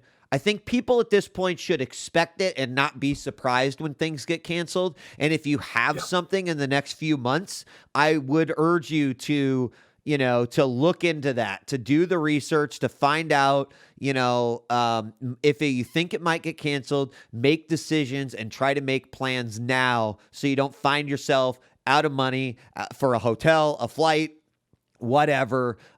This is here, and this isn't going to magically go away in a couple weeks. So all right. So right now in the US, these big events are kind of canceling or continuing based on their own discretion, if I'm understanding it correctly. Yes, we do not have any sort of government. We do not have any sort of government issued order that says you must ban this or you must cancel this, right? I think size kind of thing. Right. Switzerland, if I'm not mistaken, was the first one to say, listen, any gathering over 1,000 people or 2,000 people cannot happen. That was a few weeks ago. That was the end of February. So we're starting to see, and I think as companies begin to spread the news of their cancellations, more and more gatherings, events, conventions, etc., I think are getting brave and getting wise to the fact that they should. Someone in chat just pasted to me that the Paris Eternal have canceled their Overwatch League Homestead events in France due to the coronavirus, the first Owl Reports event to be canceled outside of China or Korea. So we are seeing a lot of this effect happen and take place online as well. And, esports is 100% going to be affected by this, as we saw with IEM Katowice, where they let that tournament happen, but spectators were not allowed in the stadium. So, yeah, that was the was it the CS Go one? Or yeah, it was CSGO. It was StarCraft. Someone in chat is also mentioning that on a state-by-state basis here in the United States, we're starting to see it. Washington State, which is one of the hotbeds in the U.S., they are reportedly set to ban events that are larger than 250 people. I was set to go to a pinball tournament next Friday, actually, in Illinois. And because Illinois has also declared a state of emergency, and pinball is a very tactical thing where people touch machines and then you touch those machines, we decided to, that event has not been canceled, but I am self-canceling my participation in that event. So, this is affecting us, right? Yeah, for sure. I mean, I believe next week in Melbourne, one of the cities in Australia, there's a Formula One event happening. I'm unsure about the turnout for these kind of events, but last I checked, it's still going ahead. So, wow. Yeah, it's interesting to see which events choose to cancel themselves, which events choose to keep going and proceed. Even this weekend, just 2 or 3 days ago, that transpired. I attended a pop culture convention, and the attendance for that is 20-odd thousand people, give or take. And based on my own personal observations, the turnout was pretty similar to last year. So in terms of the crowd and the public, and again, in that single instance, an example, they don't seem to have been affected by the whole virus situation. Obviously, again, things can change in the coming months, but it's one thing to have the government react and do things on their end. It's another for the public to follow through. And and do their own due diligence. yeah, I mean, to that point, I think the thing that we have to remember is that like we're a global, right? Like the world is international, and right, like it is very possible that someone could come in who is tested positive and could introduce things, right, to a population that has not had as much of an outbreak or as much of case reported. So like I feel like it might be a misstep to say, hey, we don't have that many cases, so we're going to let these events go. Because if you've got people coming from any country with a number of cases, you're kind of putting yourselves at risk. So, you know, I mean, not saying that that should be the basis for everyone canceling their events, but I do think that people are looking at this with a watchful eye and through a magnifying glass to really make sure that they're considering everything and hopefully keeping, you know, their country and the attendees of whatever events safe. However, I do believe that we are going to be seeing a lot more in terms of cancellations, in terms of like moving things to online or digital format, etc. So, you know, again, like if you're planning on attending these events, like I know it might be a bummer, but I urge you, right? Like I keep saying it, and I've said it earlier on, but like I want people to be able to either laugh about this in a few months, but I don't want them to regret it forever. So, right, like take those precautions, and if it happens, you know what, next year or the year, whatever, those events are gonna be there, hopefully. But don't make a decision that you'd regret. So I've got a couple more callers that want to hop on. Henry, it's been a pleasure chatting with you. I really appreciate it. Legbreaker, thank you so much. I want you to be safe and stay healthy and wash those hands, man. Yeah. One last thing before I go. I just want to say for the people who can't buy any hand sanitizers in their local supermarket for whatever reason, try and look for other alternatives such as methylated spirits or bottles of just pure alcohol if you can get your hands on it. There are really easy DIY make your own hand sanitizer guides on the internet. And yeah, alcohol kills the virus 100%. So yeah, there are other alternatives if you can't get your hands on supplies. But yeah. Awesome. Thank you very much. Wash your damn Yep. Thank you very much, Henry. Take care. And thanks for joining us again. Cheers. Take care. You. Bye. Cheers. All right. We've only got about 10 minutes. We've got about 15 minutes left. Thank you, everyone who has contributed. Thank you to the respectful chat that we've been having. We're going to try to bring the Bad Hunter in again. He tried to chat with us earlier. And so let's see what they have got to say. Hi, the Bad Hunter. Welcome back. Yeah, welcome back. I actually want to talk about, I don't know, this is gonna be what happened here. Like, it's all about, I know that if you talk about the Ultra Miami just got canceled here. Mhm. So Well, we lost Bad Hunter again. I'm not sure what happened. I'm sure we'll have. Oh, there he goes back. Hello. And is gone again. Well, okay, I'm going to try one more time. Let's see if I can bring the Bad Hunter on one last time. If not, we'll try again on Friday. Let's give this a shot. Hello? all right. Sorry right now. Sometimes just really kick up.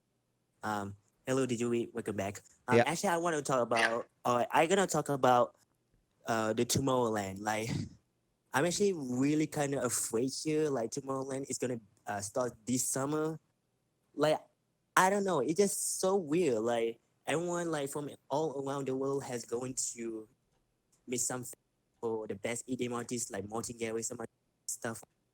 Like, how they are gonna affect like that? Like, Tomorrowland every year has been become bigger parts right now. Like, it's seen like so many EDM artists right now. Has really kind of cool.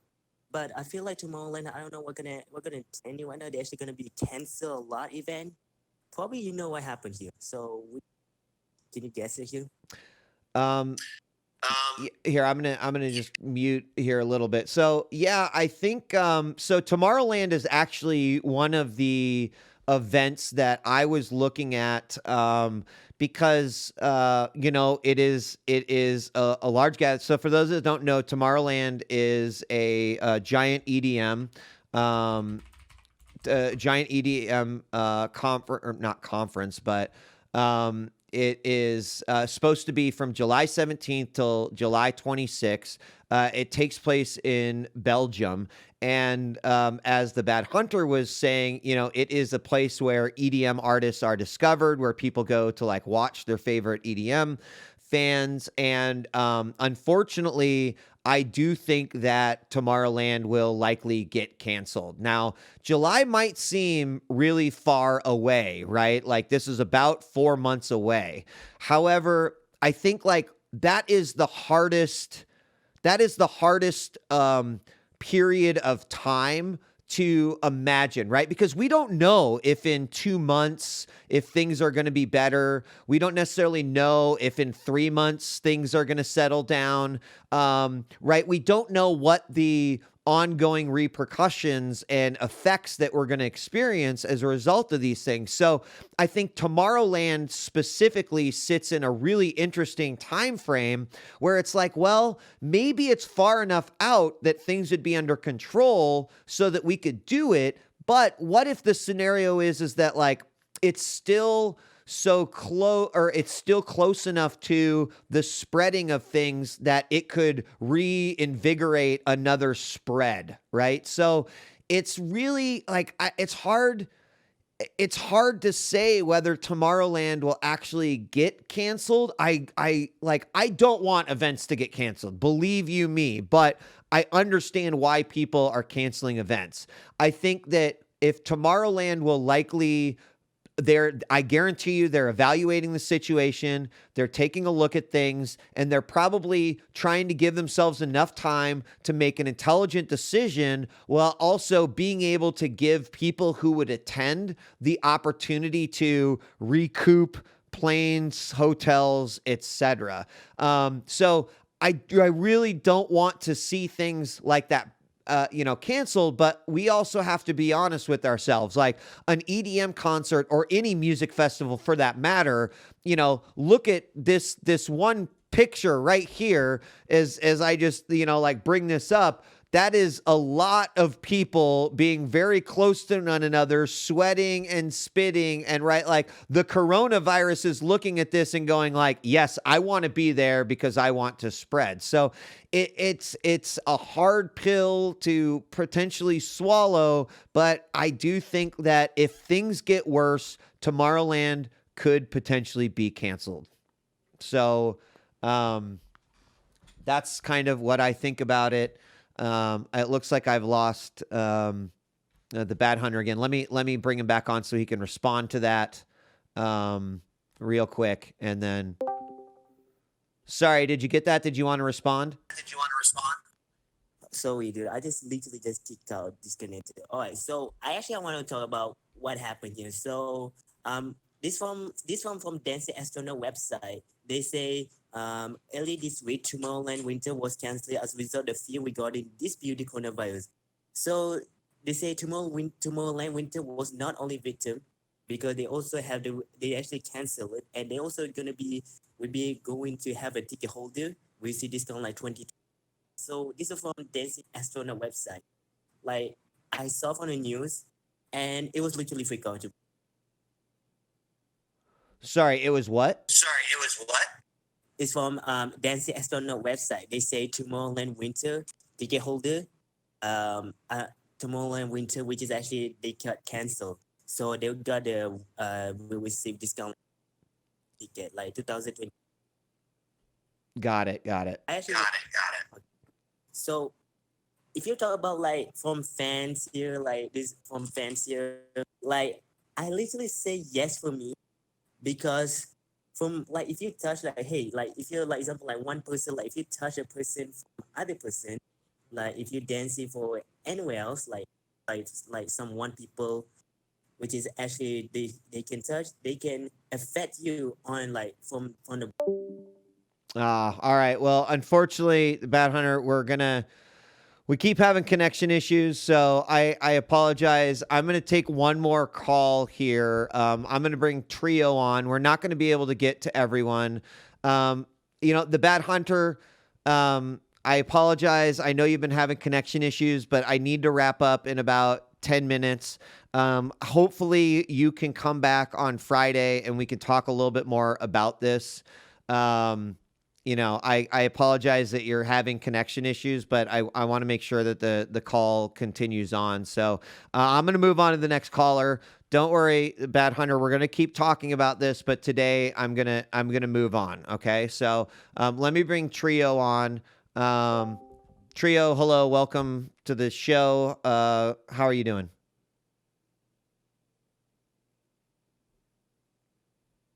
Trio, hello. Want to join us? No? Okay. It's muted again. Trio's muted. Maybe not. Hello? I know Trio's like, oh my God, it was just working a second ago. So, make sure that your mic is working. I'll move you down. All right. Hey. Hey. I forgot I had push to talk on. Sorry. No, that's okay. Trio, hello. How are you doing? Doing good. So I kind of wanted to talk about something that's close to the time frame of the Tomorrowland, which is the DNC. I'm in Milwaukee, and that's like in mid-July, and Yes. so big gathering of people, I guess. Yes. So, last night we saw both Biden and Sanders rallies canceled as a result of the coronavirus and the gathering. And, I think the fact of the matter is that, if you look at the state of things, especially here in the United States, that this is inevitable. I think that it seems like, well, how can you have an election year, if you don't have these large political rallies and events? But I also feel like, can you forego people's safety and help with the spread of the virus if you're allowing these things to happen? I would also argue that, as much as I don't necessarily agree with the way that a lot of our administration and some of the political messages that have been sent through the coronavirus, I don't want our government to have to shut down in a time that we need them the most. Yeah, that's true. But I don't know. I feel something like in July, especially later in July, you have time to actually prepare. Stock the Purell, stock the face masks, and all that stuff. You know what? That's the crazy. This goes back to what Bad Hunter was saying about Tomorrowland's in July, right? This is in July. The problem with what has been happening is because of the way that this has spread, because of the effect it's having on the population, on the economy, etc., right? We don't know what the fuck is going to happen in a month or a day, or right? True, 2 days ago, I was talking to Mr. Kaji and we were talking about, Italy be shutting down, and here we are 2 days later and the whole country is shut down, right? We still haven't seen the extent of how this is going to affect us. Are school closures going to happen more in the U.S.? Absolutely. Are we going to continue to have issues in polling places because of this? 100%, right? So unfortunately, it's a really tough decision, right? Because how do you plan for something like that, knowing that there's a chance that we might have to cancel it? And so do you begin planning, an alternate, right? Because you have to assume that things are going to get worse before they get better. And so to me, Trio, June, July, and August are the scariest months because we want to say that it's going to be business as usual, but we just don't know. That's true. I mean, in the past, these things do fizzle out in the summer, though. Like we're not 100% sure right now, but I'm a little more optimistic. That's what I'm saying. I mean, this goes back to what I've been saying, which is basically like, look, I am operating in extreme caution mode. And if July and August roll around and everything's fine, I'm gonna maybe sit back and even laugh a little bit about how maybe cautious I was. But you know what I don't want to do is I'm not gonna regret decisions forever. So I would rather be cautious and I would rather take necessary precautions, even if that means that everything clears up in a couple of months and we're back to where we were at. I hope that for the world. I hope that for the country. I'm okay with laughing at myself. I'm okay with looking back and saying, yeah, maybe this was, a little bit of an overreaction, but I'm not going to regret it. I'm not going to do that. So, that's how I look at it. I'm glad that we've got optimistic people because frankly, we need optimistic people to offset the people that are like me, that are going to be overly cautious. But I think that together we just have to respect that we are on like opposite sides of the spectrum. Cause I got to be honest with you, bro. I think that's when the nasty shit starts, right? I think that right now we think that maybe it might be pretty bad, but if we continue to kind of conduct ourselves in the way that we have been conducting ourselves and don't make some changes and potentially don't do some like drastic things, I don't think that waiting until the summer and hoping that the transmission and spread of this disease, because it's going to be warmer out, that doesn't seem like a winning strategy to me. That seems like a strategy that could fuck us all in the ass pretty bad. Yeah, people have that cabin fever for the winter, want to get out. You're right. It could be trouble. You're right. Yeah. So, I want to be right. I want to say like, I hope that we're all good by then, but like right now, I think it's really hard to look that forward in advance. So I'm too worried. Yeah. All right. I mean, like, this is also why we want to do this, right? I want to have these discussions because like, I'm looking like a week ahead and it's really hard to look, a month or 2 or 3 ahead. A week ahead looks scary. I'll tell you that. Yeah. But I'm thinking like months ahead, it's gonna go down. Yeah. Well, I hope so. Like we've been seeing, right? China has been going down, but they've gone down because they've basically shut down, right? A city, and they've closed entire areas. Italy is being closed. We'll see what kind of effect that has on the country. What we might find out though is that like, we need to shut down as a nation in order to get back to decreasing levels. So no matter what, we're probably going to have to go through that. And then we're going to have to deal with the fallout of that. And that might lead us to then we're good to go. South Korea is another interesting where they are less on the shutdown, but more aggressive on the testing. And so, but that seems to have helped. So you're like, those are the things that make me optimistic in seeing like, okay, we're like, there are going to be some solutions that we can, work towards. But we'll have to see. We'll have to see. Yeah. As long as there's a good response to it, there should be good news on the way if we respond in the right way. Right. So, Trio, I got to wrap up. You were my last caller today, but thanks for calling in. I appreciate it. Yeah, take care and be safe. Thank you. Wash your hands. Thanks. All right, so I'm really sorry, Cooper Merton, the bacon from hell. I've actually got a meeting that I've got to be in 4 minutes, so I am not going to be able to take everyone's calls. I want you to know though that I will be back on Friday. We'll have a little bit longer stream on Friday. We'll be able to go for 3 hours. So write down what you'd like to talk about, what you'd like to say, and let's talk about it on Friday. I really appreciate everyone who has called in, everyone that has contributed to the discussion. I apologize that I do have to cut the stream a little short today because of my meeting. I will be continuing the COVID-19 coronavirus discussions and open phones on Friday.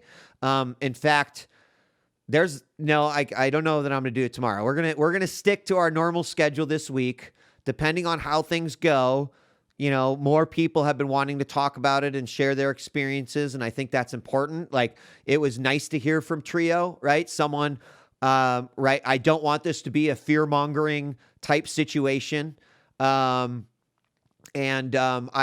do want us to share opinions. I want to hear the cautious people. I want to hear the optimistic people, and I want to hear everything in between. So, I leave you with this, be safe, stay healthy, wash your hands. I'd love it if you would share this VOD or let people know that this is a place that you can come and you can talk about it, that we're not going to poo-poo or shit on people's opinions, that, it's perfectly natural to be overly cautious. It's also okay for us to say, this is okay, but we just got to talk about it, right? And we have to look at the facts and look at what's happening and have these discussions in a respectful manner together. So again, I do thank everyone who has joined us. I will see you on Friday for more discussion. And if you do have other questions or topics that you would like to discuss, I think what we'll do is we'll actually be making a channel within. Actually, we might just convert this this Call and Brawl channel. So I'm going to make a COVID-19 channel in my Discord. So if you have questions, articles, things that you'd like us to discuss on Friday, you can drop them there. I've got to go. I've got 1 minute until my meeting. And thankfully it's online. I'm working from home.